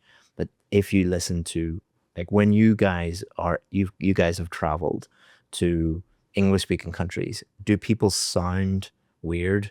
Like, do they sound like how you would hear them in a textbook, or is it different? It sounds a lot more informal, a lot more, like conversational, you said, daily slangs and things. It doesn't sound forced or... Yeah. So a lot of people we work with, like we help them get the score that they need, and they move somewhere like Scotland or Ireland, and they're like, thanks very much for helping me get a band 7, but I have no idea what these people are saying. And it's like, oh, it's just because they're using English, but it's a different form of English. Like if you were in the pub with me and my friends, you wouldn't understand a word I'm saying most of the time. I Yeah. don't speak like this to my friends. So what the official marking criteria is saying, when it talks about idiomatic language, is that a person at a band 7 uses some of the language that a native English speaker would use, but they don't use it completely accurately. There are some inappropriate choices, there may be some inaccuracies, but they're attempting to use the same type of language that a native English speaker would use. Now,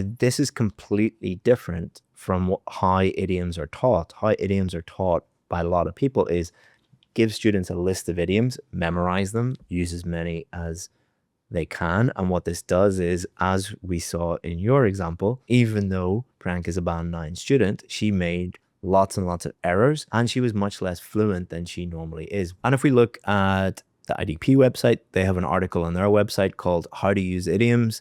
And in it, it states, in English, we use idioms and phrasal verbs to express ourselves. This idiomatic language is used frequently in our everyday communication. So it's very important that we understand what idioms are and how to use them. So is this saying use lots of idioms and you'll get a high score? Well, it goes on to say, we mentioned that native English speakers use idioms naturally, and the key word there is naturally. Learning a list and trying to insert as many as possible is the opposite of natural. Like if you listen to 2 native English speakers talking on a podcast and you counted the number of idioms in an hour and a half of them speaking, it might be 10 in the whole hour and a half. We do use them, but it is quite rare. Mm-hmm. What is more common is using more informal language, slang, phrasal verbs, things like that. Idioms are actually not that common. Mm-hmm. That brings me on to a really good exercise that you could do is, you really love serial killer podcasts. Like pick one where it's maybe 1 or 2. Conversational English is best for this. So maybe 2 or 3 people talking about the topic, and listen and try and notice not just the idioms, but the slang that they use. Normally that will be things that you don't really understand, or maybe local language that they're using, or phrasal verbs. Write down something that you don't understand. Don't write down all the things you do understand. This is already in your brain, but anything you don't understand, just note it down. And then most YouTube videos have transcripts where you could actually go and look at the transcript, look at it in context, guess what that means, and then do a quick Google search, check what it means. And then over time, just add in, my little list of slang phrases, my little list of phrasal verbs, my little list of idioms, and then try and use them when you're practicing your IELTS test. Just get some practice questions and then listen back, record yourself on your phone, listen back. Did you actually use them appropriately? Did you use them accurately, or are you overusing them, or are you mispronouncing them? And that way that you can just naturally up your idiomatic language and improve over time. Most people don't want to hear that. They just want a list, but lists are going to lower your score, not improve it. So the last tip is all about speaking part 2. Speaking part 2 is the part that a lot of students fear and they worry a lot about. So we want to definitely help our viewers with that. I'm not going to tell you what the tip is. I'm just going to give you both a question, the same question. One of you is going to use the tip and the other one is not going to use the tip. In the real test, what the examiner would say is, look at the cue card. You have 1 minute to prepare. You can make notes, and I'll then ask you at the end of 1 minute to speak for 2 minutes. Something I worked on that I found to be a difficult task, both academically and in my workplace, is being able to speak slow enough. I speak very fast, naturally. You may not feel that way in the conversations that we've had, because I've had to work on that quite a bit. It was difficult for me.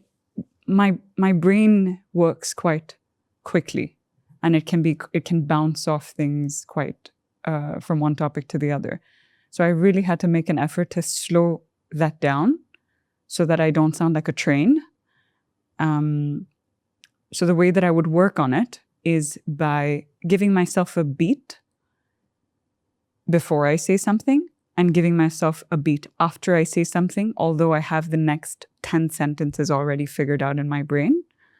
I realized that it just sounds a lot more coherent if I'm able to verbalize my thought and realize that there's no hurry, I have nowhere to go. I've got nothing else to do. So I give each sentence enough time and importance. When I felt that, how I felt when I'd completed the task, I felt like it really improved my communication, because it's not only what goes on internally inside your brain. It's not just enough for you to understand something, especially when you're in your place of work. It's very important on how you communicate that thought to someone else and how you wait to hear what they have to say and then formulate a thought and communicate it back. That's sometimes even more important than the original thought that you had. Very good. So, exact same question, but I want you to do it slightly differently. I don't want you to make any notes. I want you to follow this bullet point, talk about that, then talk about this bullet point, then talk about this bullet point, then talk about this bullet point, in that order, and only talk about those bullet points. So you have 1 minute to just think about that. Don't make any notes, just talk about the bullet points. What task did I do? The task that I had to do was understand what I was studying instead of just memorizing it. Why this task was very difficult? It was very difficult because usually when you're trying to memorize something, you tend to forget, and that puts a pressure on you. How you worked on this task? I took my time to understand each and every sentence instead of just memorizing it. Explain how you felt when you had successfully I felt like I was having much more knowledge. Mm-hmm. Good. So the people at home, think about those two responses.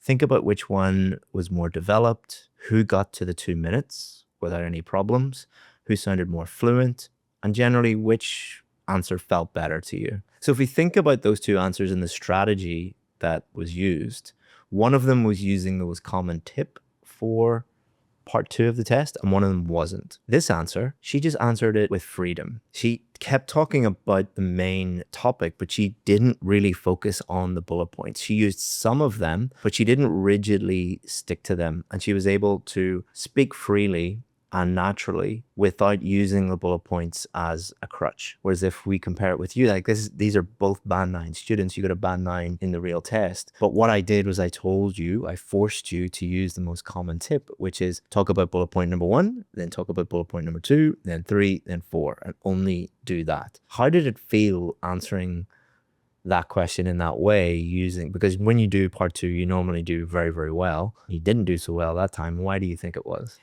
I felt a certain pressure to do exactly what is in this tips, and I also felt a lot more robotic. Mm-hmm. Yeah, so you were looking at each one, and then you also didn't get to the 2 minutes. Mm-hmm. So for you, that wouldn't be a huge problem because you're a band 9 student. I would just go like this and you would continue to talk. But for someone at a band 6, band 7 level, if they get to the end of the bullet points, they just start to panic, like, oh my, I have nothing else to say. And then that can destroy the rest of their test. So telling students, you must talk about bullet point number 1, then 2, then 3, then 4, it does more harm than good. Can you actually use the bullet points that are given as a guideline and still have your own notes and refer to the bullet points and the guideline? Absolutely. Okay. That's exactly the strategy that we teach. So we teach students that the bullet points are there to help you, but some of them, there might be one in there. Like, for example, they often say, how did you feel? Some people like me, I don't like talking about my feelings. So and even as a native English speaker, I'd be like, that's an intrusive question. I like, and I would start to sound very bad. But like what happened with you, if you stick rigidly to the bullet points, some of them, like, for example, there might be one that says, like, talk about your phone. What brand is it? Like, oh, it's Apple. Like, what else am I going to say about it? That's 3 seconds out of 2 minutes. So often people will get to the end of the bullet points after 45 seconds or 60 seconds. And then it's like, oh, I have a new mountain to climb. I now have to think about more things to say. So what we teach students is look at the 4 bullet points. Which of them are you comfortable talking about at length? It might be 4, it might be 3, it might be 2. Right. And then look at the topic at the top. What other things do you feel more comfortable talking about? Like for you, you're a great storyteller, so it could be the story of that. You probably like talking about your feelings and how so maybe maybe it was that. But whatever you feel comfortable talking about, add in those bullet points as you did, and that gives you complete freedom for the 2 minutes. So let's move on to the final part of this video, which covers IELTS writing tips and strategies. This is normally the part of the test that causes the most problems for students. And this is because there's a huge amount of misleading and confusing information about which tips and strategies to use for the IELTS writing test. We cover all the most popular ones in this video, so you know exactly what to do on test day. Tip number one. What's tip number one? This is the most popular tip that you'll find online. High-level vocabulary will improve your score. So is this tip actually correct? Is using lots of high-level vocabulary, is it a good tip? Will it improve your score or will it lower your score? If you go to one of the most popular IELTS videos on YouTube, it has more than 7 million views at the time of recording.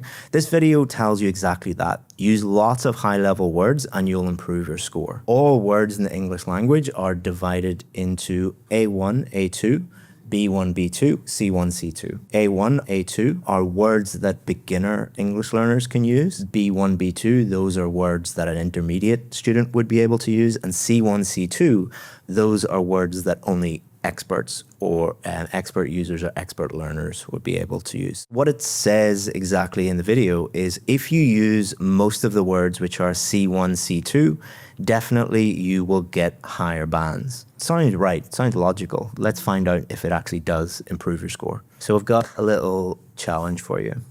I've researched the most high-level words given in this YouTube video. I'm going to give one of you a list of these words, and I want you to write an introduction, just trying to use as many of these words in your introduction as possible. And one of you, I just want you to write normally, not trying to include lots of high-level words. We're going to see who writes the better introduction. Cool. Okay. So I've given you each the same question. I've given you a list of the top 10 words, the big high-level words. What I want you to do is write your introduction using as many of those words as possible, and you just write the introduction normally. Here are the two paragraphs. So I'm going to reveal which one would get the higher score in a minute. I'm going to give you some feedback on your introductions. But before we do, let's have a look and see what the British Council and IDP have to say about this tip. So if we look at the marking criteria for vocabulary for Band 9, it says uses a wide range of vocabulary with very natural and sophisticated control of lexical features. Lexical features is a fancy way of saying vocabulary. Now what it doesn't say is it doesn't say use lots of C1 and C2 words. That's not what it does say at all. But let's talk about the key word in that sentence, which is natural. What does natural actually mean? So another way of saying natural would be, how would a native English speaker talk? All right, would a native English speaker use really high-level words to write that introduction, or would they use different words? And if we look at Band 6 in the marking criteria, what it says is attempts to use less common vocabulary, but with some inaccuracy. And this is probably the most common band score for most students. If you look at the data, Band 6 is probably the most common. And what it's really saying is the examiner looks at your essay and they see that you're trying to use more advanced words, but you're making lots of mistakes. So what the criteria is saying, the difference between Band 9 and Band 6 and what you should do to move from, say a Band 6 up to a Band 7, 8, or even 9, is you need to have a balance between the level of words that you're using. You should use some high-level words. You should have a good range, but you need to balance that with accuracy. There's no point in putting in big, complicated words if there's spelling mistakes or meaning mistakes or other mistakes. Does that make sense? Yeah, it It does. So now let's look at what IDP say. IDP say about this: writing is a means of communicating your thoughts to the reader. This is extremely important because they're saying it's not a vocabulary test, it's a writing test. Why are you actually writing? You're writing to show that when you move to London or you move to New York and you get a job there and you're writing an email or you're writing a letter to someone or whatever you're doing, when the person reads your email or reads your letter, can they understand what you're saying? Okay. So if you're using lots of high-level vocabulary and making lots of mistakes, is that going to be good for the reader or not so good? It's counterproductive. Yeah. And it also says, therefore, make use of vocabulary that is easy to understand. Which is easier to understand? lots and lots of big complicated words or just normal words that convey meaning correctly? I think the latter. And we'll see in your essays in a minute. Also, it says only use words you can spell, because if you memorize lots of big words, what's going to happen?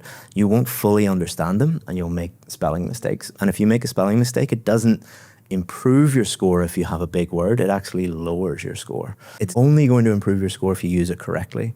And most of the students learning this tip are not capable yet of using that vocabulary. So it's very counterproductive, as you said. Risky. Yeah, it's risky. I also did something really interesting. I took hundreds of hours of interview footage with real band 7, 8 and 9 success stories from our VIP course, and I uploaded them into AI called Notebook LM. Notebook LM is from Google and it allows you to search through thousands of pages. So we asked Notebook LM, did a single student say that fancier words improved their score? And Notebook LM said, no, a single student did not say that using fancier words improved their score. On the contrary, the sources indicate that many students and instructors found the opposite to be true. Attempting to use fancier or more complex vocabulary often hindered their scores or led to lower results. So not just IDP, not just British Council, but the actual students that were in your position, that were at a band 6, were at a band 7, and then moved up to the score that they needed, this is the advice that they are giving you too. And remember the question I gave you? It was actually from these books, these Cambridge books. So Cambridge, the people who write the IELTS test, the people that own the IELTS test, they produced an essay in response to the same question. They got their examiners to write the essay and they said it's very good. What we did was we took that essay produced by Cambridge and we put it through some software that analyzes all the words in it, and it shows you how many C1, C2, the very smart people at Cambridge, what percentage of their words in the essay do you think are C1 and C2? Maybe 60, 70% at least. I would say 20. 20? Yeah. So 20%, 60%. So Yeah. pretty high. Let's have a look. 95% of their words are not high level. So Really? 95% of their words are A1, A2, B1, B2. Only 5% are C1 and none of them were C2. So what does all of that tell you? Is this tip correct? Use lots of high level words? It's a complete opposite, as a matter of fact. So let's have a look at your actual introductions. If we have a look at yours first, what I can say about your introduction is all of your vocabulary is accurate. So you've used some higher level words, but the vast majority of your words, like the Cambridge essay, the vast majority of your words are A1, A2, B1, B2. And if we look at any of these books, take any of these books off the shelf, we could open any page and read any paragraph. The vast majority of the words in any book are going to be A1, A2, B1, B2. Because that's how every language, that's how Hindi works. That's how English works. That's how Vietnamese works. You only use high-level words when you have to, because clear writing is simple writing. Well, let's look at your... So it's not your real introduction. Yeah. We forced you to use this many words. So your first sentence, I can't ever say this word. So your first sentence, the proliferation of increased life expectancy. So what does proliferation mean? Does it actually mean what you think it means there? No, I just like the word, so I thought I'd might as well use it. So it means a rapid and often excessive increase in something, like the proliferation of nuclear weapons. Like there's too many nuclear weapons. Are there too many of the thing that you're mentioning here? And what are you talking about here? The increase of life expectancy. Yeah, so it's actually saying there's too much life expectancy. Would we talk about old people in that way? No, yeah, you're right. It sounds like overly dramatic. And it would be very obvious to an examiner that you have just copied that word from some list and stuck it in there. So it doesn't actually mean what you think it means. So that's wrong. Even though it's spelled correct, the grammar is correct, the meaning is incorrect. Yeah. And now is now a ubiquitous fact in the modern world. Why do you think that's wrong? I thought it kind of meant that it's everywhere, but I guess in the context of this situation, it's not the case. Is it the case that this is happening everywhere in every country, in every part of that country? No. All over the world? No. So is it accurate? No. And we can summarize that by just saying that there's spelling mistakes in there, but most of the time you're just trying too hard by including words that don't mean what you think they mean. All right. Just because a word is complex or high level doesn't actually get you the score. So the next tip, this is the second most popular tip. What is it? Linking words will improve your score. So let's find out, do using lots of linking words improve your score or not? So linking words are often called linkers or cohesive devices, but basically what this tip is saying is the more you use them and the more advanced your linking words are, the higher your score. Is this actually true? So what I did was I had a look at Google and I Googled IELTS linking words and I found the most popular article at the top of Google, and they say they need more connecting words for IELTS higher band descriptors. So it's very, very clear what they're saying. Well, let's see if that is actually true. So what I've also done is I've looked at the most popular YouTube video on this topic, and they say to get a higher score in IELTS writing, you must use some more formal linking words. When they say formal, they mean advanced or academic. So they're saying exactly the same thing. So the most popular article and the most popular YouTube video are all saying to you, use lots of linking words and make them advanced, make them formal, make them academic, and that's going to magically boost your score. Is this actually true? I'm going to give you a challenge again. I want you to continue your essay, write the first main body paragraph. You are going to write it normally, and you are going to include as many different of these most popular linking words as you can in your essay. And these are the same linking words that I found in these articles and in these videos. So let's have a look at your sample essays and see what you did. You have 1, 2, 3, 4, 5, 6 linking words in one paragraph. Yeah. So would an examiner notice that? And why would they notice it? They probably would.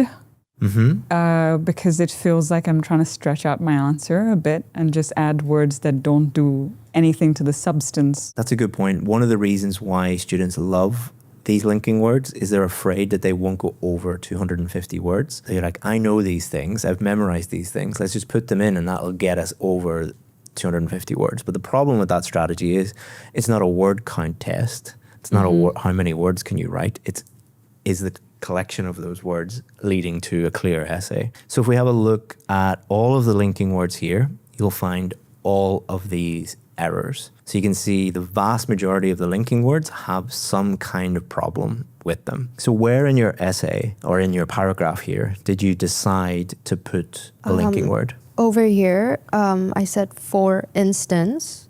Why did you do that? Because I wanted to give an example. So that's an example of an accurate and appropriate. So it's accurate because the meaning is correct and you spelt it correctly, but it's also appropriate because you're giving an example and you said, for instance, or for example, here's an example. But if you look at the rest of your paragraph, you didn't try and put them in everywhere. Yeah. But is your essay or is your paragraph clear, easy to understand? I would say absolutely yes.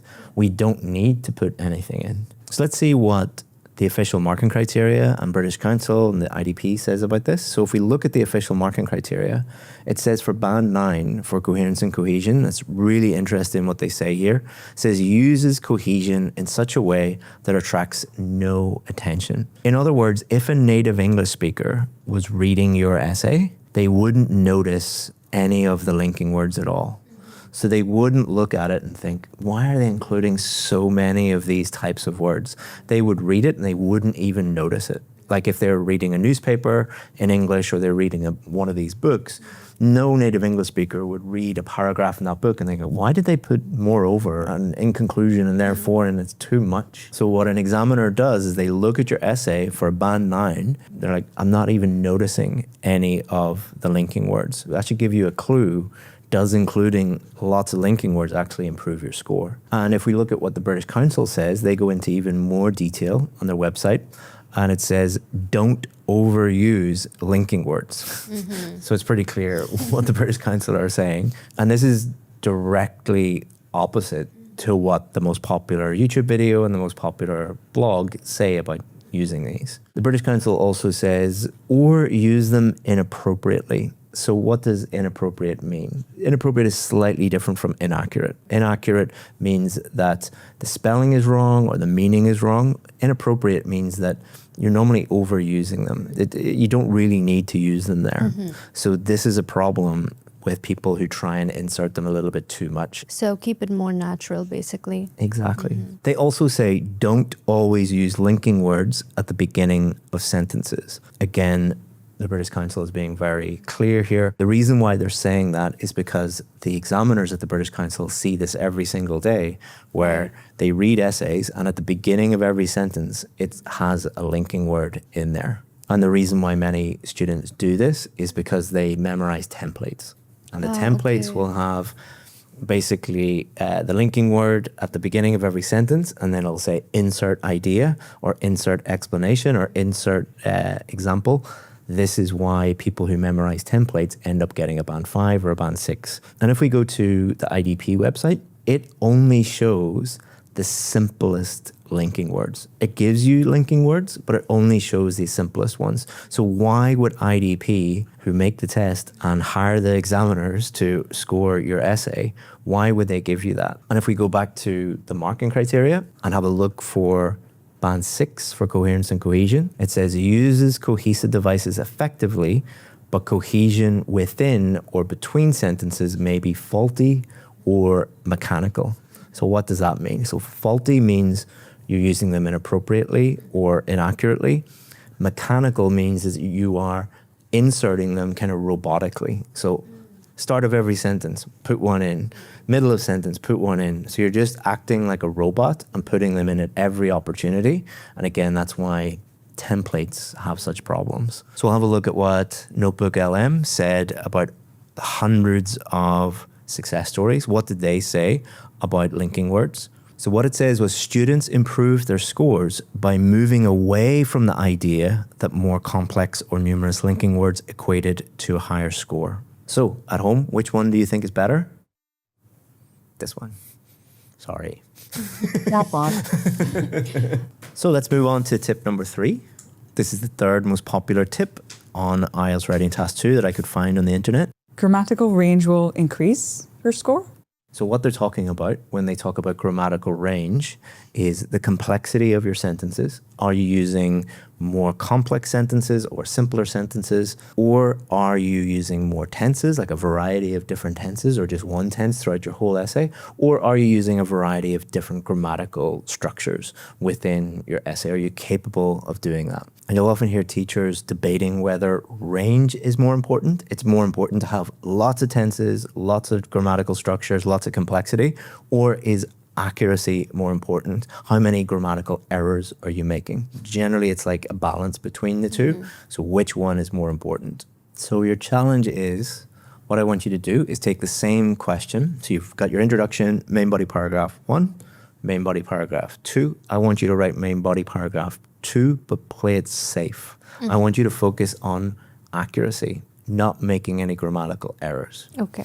What I want you to do is I'm going to give you a list of all the key tenses, so all the different tenses that you could use in the English language. And I'm also going to give you the essential grammar structures, so all the different grammatical structures that you could use in your essay. What I want you to do is use as many of them as possible. So let's have a look at YouTube and see what advice most teachers and most videos are given about this debate, whether it's range or whether it's accuracy. So if you go to YouTube and type in IELTS Task 2 tips, the number one video, the one right at the top, gives you advice on this, and it's very, very clear. They state variety is more important than accuracy. But if we look at the band descriptors, the official marking criteria, it makes it very, very clear that both are important, range and accuracy. So for band 9, for grammatical range and accuracy, it states uses a wide range of structures with full flexibility and accuracy. So what it's saying there is one is not more important than the other. They're both important. To thank you for watching this video, I have a gift for you. It is our complete IELTS preparation guide. And what I've done is put every single strategy and every single structure for every writing question that might come up on test day. If you want this, all you have to do is just go to the description, click on the link, and you'll get all of those structures and strategies, plus everything you need for listening, reading, and speaking. And if we go down and look at band 7, it says produces frequent error-free sentences.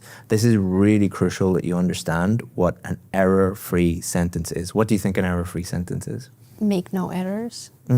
Make no errors at all, or no grammatical errors or vocabulary or spelling errors, or? I think grammatical. Yeah, so spelling isn't included in grammar. Meaning mistakes with vocabulary wouldn't be included. They would only include things like punctuation errors, tenses errors, subject-verb agreement, article, just grammar. So what it's actually telling us here is the importance of error-free sentences. So the more error-free sentences you have, the higher your score is going to be. That's absolutely crucial to understand that. What does frequently produces mean? Good question. So frequently means more than 50%. Okay. So an examiner should be able to look at your essay, literally count the number of sentences. So if there are 13 sentences in your essay, for a band 7, you would need at least 7 of them, more than 50%, to have 0 grammatical errors in them. But if you had, let's say, 8 or 9 sentences that even have a small punctuation error in them, you're not producing frequently error-free sentences. So we have all of these sources. The most popular video is saying range is more important. IDP, the British Council, the marking criteria are saying both are important. But what we have found is working with students day to day is if we tell students to increase the complexity of their sentences and include more complex grammar structures and tenses, what do you think happens? Lowers your score. In what way? You'll make more errors. Yeah, exactly. The more complex your sentences, the more likely you are to make errors. IDP are also very, very clear about this on their website. They say uses a range of grammatical structures correctly. So they don't just say use a range of structures. They don't just say use as many structures as you want. They say use them correctly. But I think the most important evidence comes from our past success stories. So again, we asked Notebook LM, and this is what it says. Students frequently discussed their initial misconceptions and eventual understanding of using complex grammar in their IELTS essays. Many started with the belief that employing a high volume of complex vocabulary and intricate grammatical structures would impress examiners and lead to higher scores. However, this approach often proved to be counterproductive, leading to several negative outcomes: lower scores, increased mistakes, lack of clarity and coherence, time management issues, and frustration and demotivation. So if you want lower scores, increased mistakes, lack of clarity, time management issues, frustration, demotivation, and ultimately failing your test, try and make your grammar as complex as possible and see what happens. Or keep it simple. So if we look at your sample, there are 0 mistakes. Now, why do you think some students would be worried about writing the paragraph the way that you wrote it? There's no mistakes at all, but why would some students be worried about that? Why would they not want to follow what you did? I think just the pressure of making it sound more complex gets to them, and they want to impress the examiner. And that's why they make it complicated and make errors. Yeah, so they're worried about there's not enough range. So they're looking at these YouTube videos, they're listening to their local teachers, and they're saying range is really, really important. But the thing that we have always found is when we tell students, just do what you did, all we said was just make it as simple as possible. They naturally use a wide range of structures without even thinking about it. They do it naturally. So if we look at your sample here, there are complex sentences. For example, as people live longer, they naturally require more medical attention. So this is, first clause is dependent on the second. That's a complex sentence. There's relative clauses in there. Long-term care, which leads to increased government spending. Grandparents who may need this healthcare.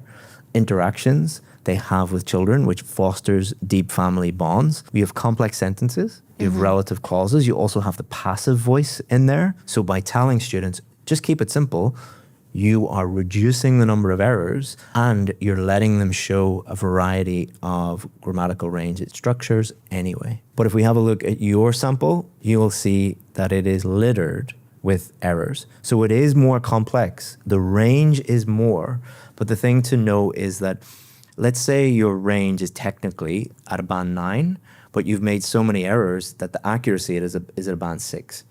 You don't get like the middle band between 9 and 6. You get a 6. So whatever the lowest of those two, range and accuracy, is, you will get that score. Remember, we talked about error-free sentences. How many error-free sentences are on that page? 0. Exactly. Yeah. So the maximum you can get is a 6. Maximum. And if your grammar is at a 6, your coherence and cohesion is likely going to be closer to a 6 as well. Because what does coherence mean? It means, is your essay clear? Is that clear? Not very, no. No. The more mistakes, the less clear it is. It can also affect your task response. So task response is, did you answer the question correctly? I don't think for you, but for many of the students that we work with that have really, poor grammar that they need to improve, there's so many grammatical errors that it's impossible for the examiner to really understand if you answered the question or not. And if they can't understand that, even though it's because of grammar, you get a very low score for task response. Did you answer the question? This advice of use as many structures as possible, it's not only lowering your grammar score, but can mess up the rest of your essay as well. So I hope none of you think that I'm making this video to prove that some teachers are right and some teachers are wrong. I'm trying to help the teachers. So if you are a teacher watching this, try and think about not what you find on the internet and just copying that, but what effect does it actually have on the classroom? So you might read something on a blog, you might watch a YouTube video, and you might copy that tip and teach it to your students, but always work with the students directly the way we're doing here. Look at the impact that tip has. Ask them, has this actually increased your score, and how do they feel about using that tip? So when I said to you, try and use as many different structures as possible, how did you feel? Overwhelmed. And I just felt like I had to focus on that rather than the content of what I was saying. Yeah, so many of the tips, again, I'm not criticizing teachers, but if you actually apply them in the classroom and ask students, how do you feel about this? Not only does it lower scores, but they feel things like they're overwhelmed, they're stressed. And do you want your students to feel overwhelmed and stressed in the classroom and fail their test? So always test it and see how it actually works in practice without just blindly copying it off the internet. Tip number 4 is the 4th most popular IELTS writing tip. Repeating words lowers your score? So again, what I did was I put this into YouTube, and the most popular YouTube video on this topic said, stop repeating vocabulary in IELTS speaking and writing. So very, very clear what they think on that. If you repeat words, it will lower your score. So let's check out what the official marking criteria says. We should always go to that document because that's the document the examiners use. It doesn't actually talk about repetition and repeating words until you get to band 4. So for band 4 for vocabulary, it states uses only basic vocabulary which may be used repetitively or which may be inappropriate for the task. Now, does that mean if you repeat a word, you get a band 4? What do you think? No, not automatically. I don't think so. Okay, we'll find out. So what I've done is I've taken, remember, the essay from Cambridge, and I put it into some software that shows the keyword density. So it takes words that are repeated many, many times, and this is what it shows. So people is repeated 10 times, population 4 times, longer 4 times, many, aging, older, many, many times. So the people at Cambridge are definitely saying, if you repeat a word, it's not a big deal. So if we just looked at the marking criteria and we looked at band 4, we interpreted that as if you repeat a word, you get a band 4.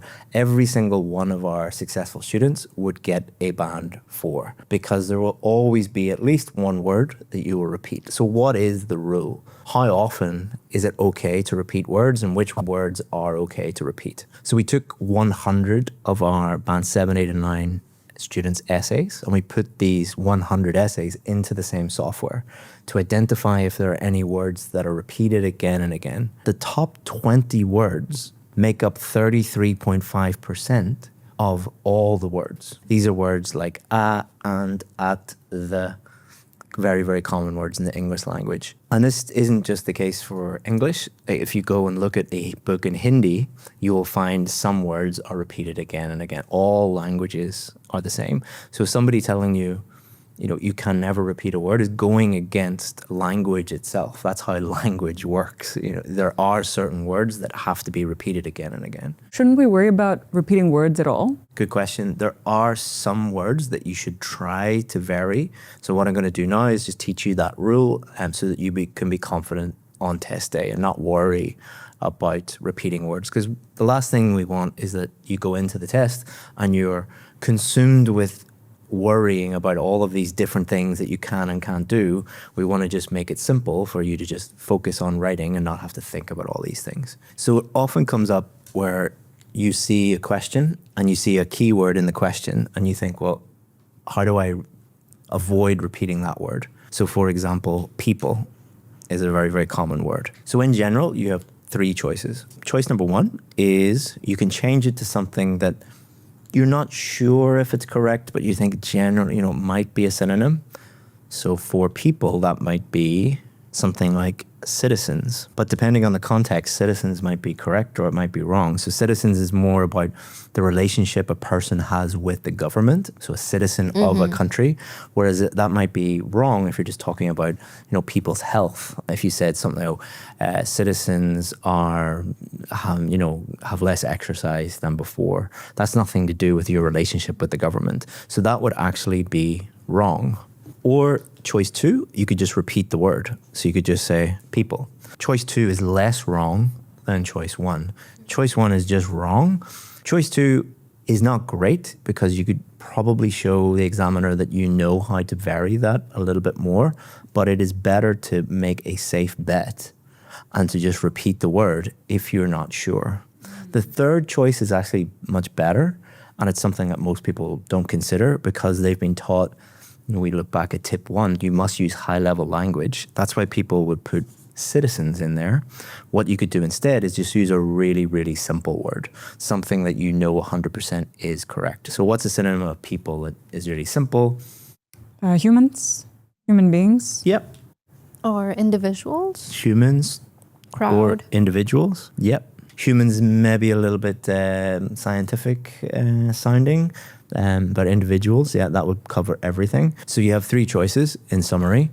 Change it to something that you think is high level, but it's probably wrong. Just repeat the word. That's the second best choice because you're not showing a massive range, but you are not making mistakes either. It's a balancing act. But choice 3 is just think of the simplest one, the one that and we call this 100% rule. Only change the word if you are 100% sure that it is correct. So that way you're never making mistakes, you're never lowering your score because of errors, and you're staying safe. And the other thing is more strategic, is more tactical.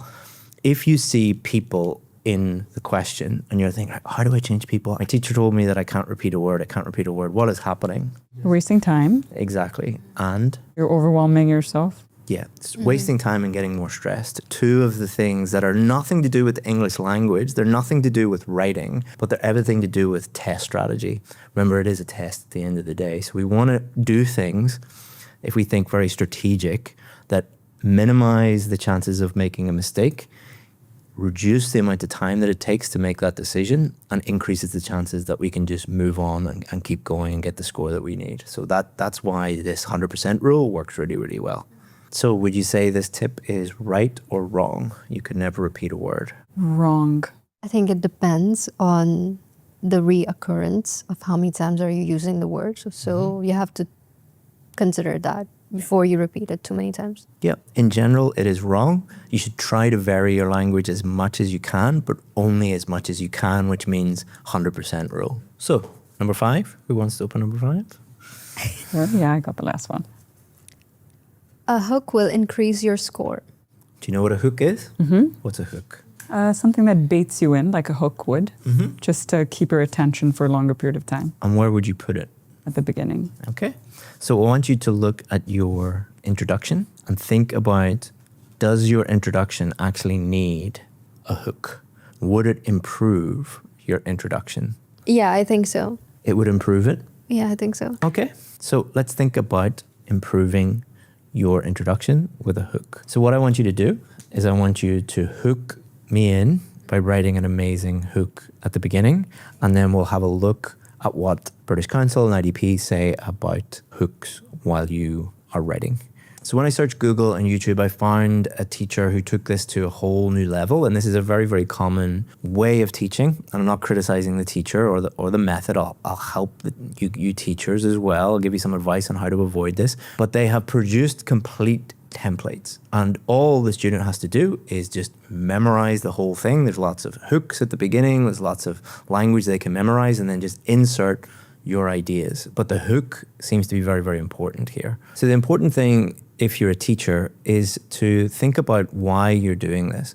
And I know where this comes from. You're trying to help the students because you think the templates are going to help them, and students want it. So you're a nice person, so you're going to give them what they want and you're going to try and help them. But what I can tell you from examiners is examiners are trained to spot these.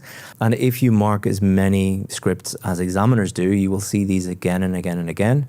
And the examiner is allowed to give you 0 if they consider it just a complete fabrication. You're just memorizing an answer and giving it to them. So I know you're trying to help students, but you could be helping them fail the test. So be very, very careful with these. So then why do people include hooks in their answers? Well, I think hooks in general are to grab someone's attention. So it's like hooking a fish. So, but what I can tell you for sure is examiners do not need hooks because they are being paid. Only reason the examiner is looking at your essay is because they're being paid to do that. They would rather do anything else in the world than look at your essay.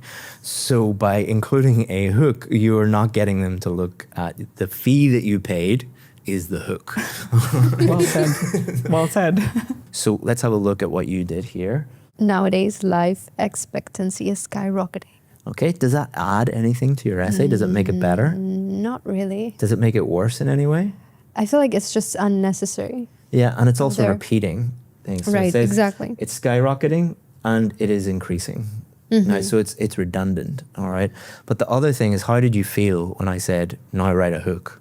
Confused. And what would it do on test day? I think it would overwhelm me, put me under pressure, and I'll waste time thinking of a hook. Exactly. Hooks will not lower your score per se, but they will waste time and they will take up brain power that you could spend in other areas, and it actually can lead to mistakes. But the big thing is that the examiner sees them again and again and again, so they're just redundant, and you are basically waving a flag to the examiner saying, I don't know how to write an essay. So that's not a great way to start.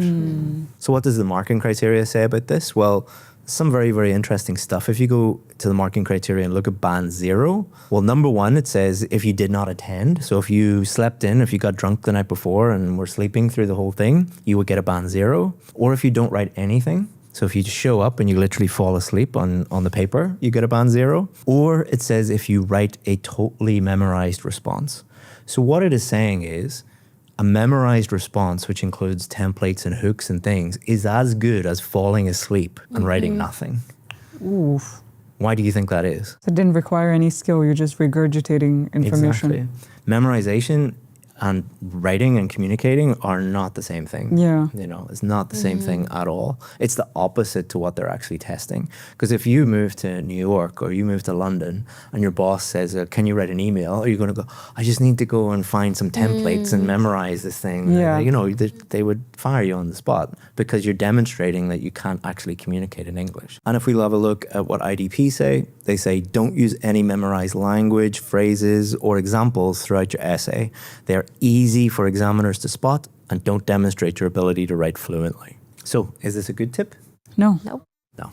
Tip number 6, second to last one. This is an interesting one, very controversial one. Oh, we like controversial. Idioms will increase your score? What do we think? Increase or decrease? Increase. Increase? No, wait. I think. If used, Told you it was controversial. if used sparingly and when appropriate, Okay. can be good, but too much of a risk to take to just throw in there and hope for the best. So if it's a general thing, then maybe no. Let's see. If you type idioms into YouTube, you'll find lots of videos. One of the most popular ones is like 40 awesome idioms. And this is specifically for IELTS writing. So this teacher is definitely indicating that idioms are awesome and you should use them in your writing, but is that actually good advice or not? So let's finish our essay with a great conclusion. I'm going to give you a list of idioms, all the most common idioms that I could find on YouTube, the ones that lots of people are suggesting improve your score. Include as many of them as you can in your conclusion. You just write your conclusion normally. So you both finished your conclusions? Yeah. Let's see what the marking criteria says about idioms. Well, the marking criteria actually says nothing about idioms. It's silent on idioms. But the speaking criteria talks a little bit about them. And that's where the clue is. But the speaking criteria doesn't talk about idioms. It talks about idiomatic language. And this is where the confusion comes from. They interpret that as idiomatic language, band 8, means use lots of idioms and you'll get a high score. The problem is that is just for speaking, and idiomatic language doesn't mean use lots of idioms. And if we look at the IDP website, when it talks about their guide to IELTS writing, it is 100% clear. It states don't use idioms.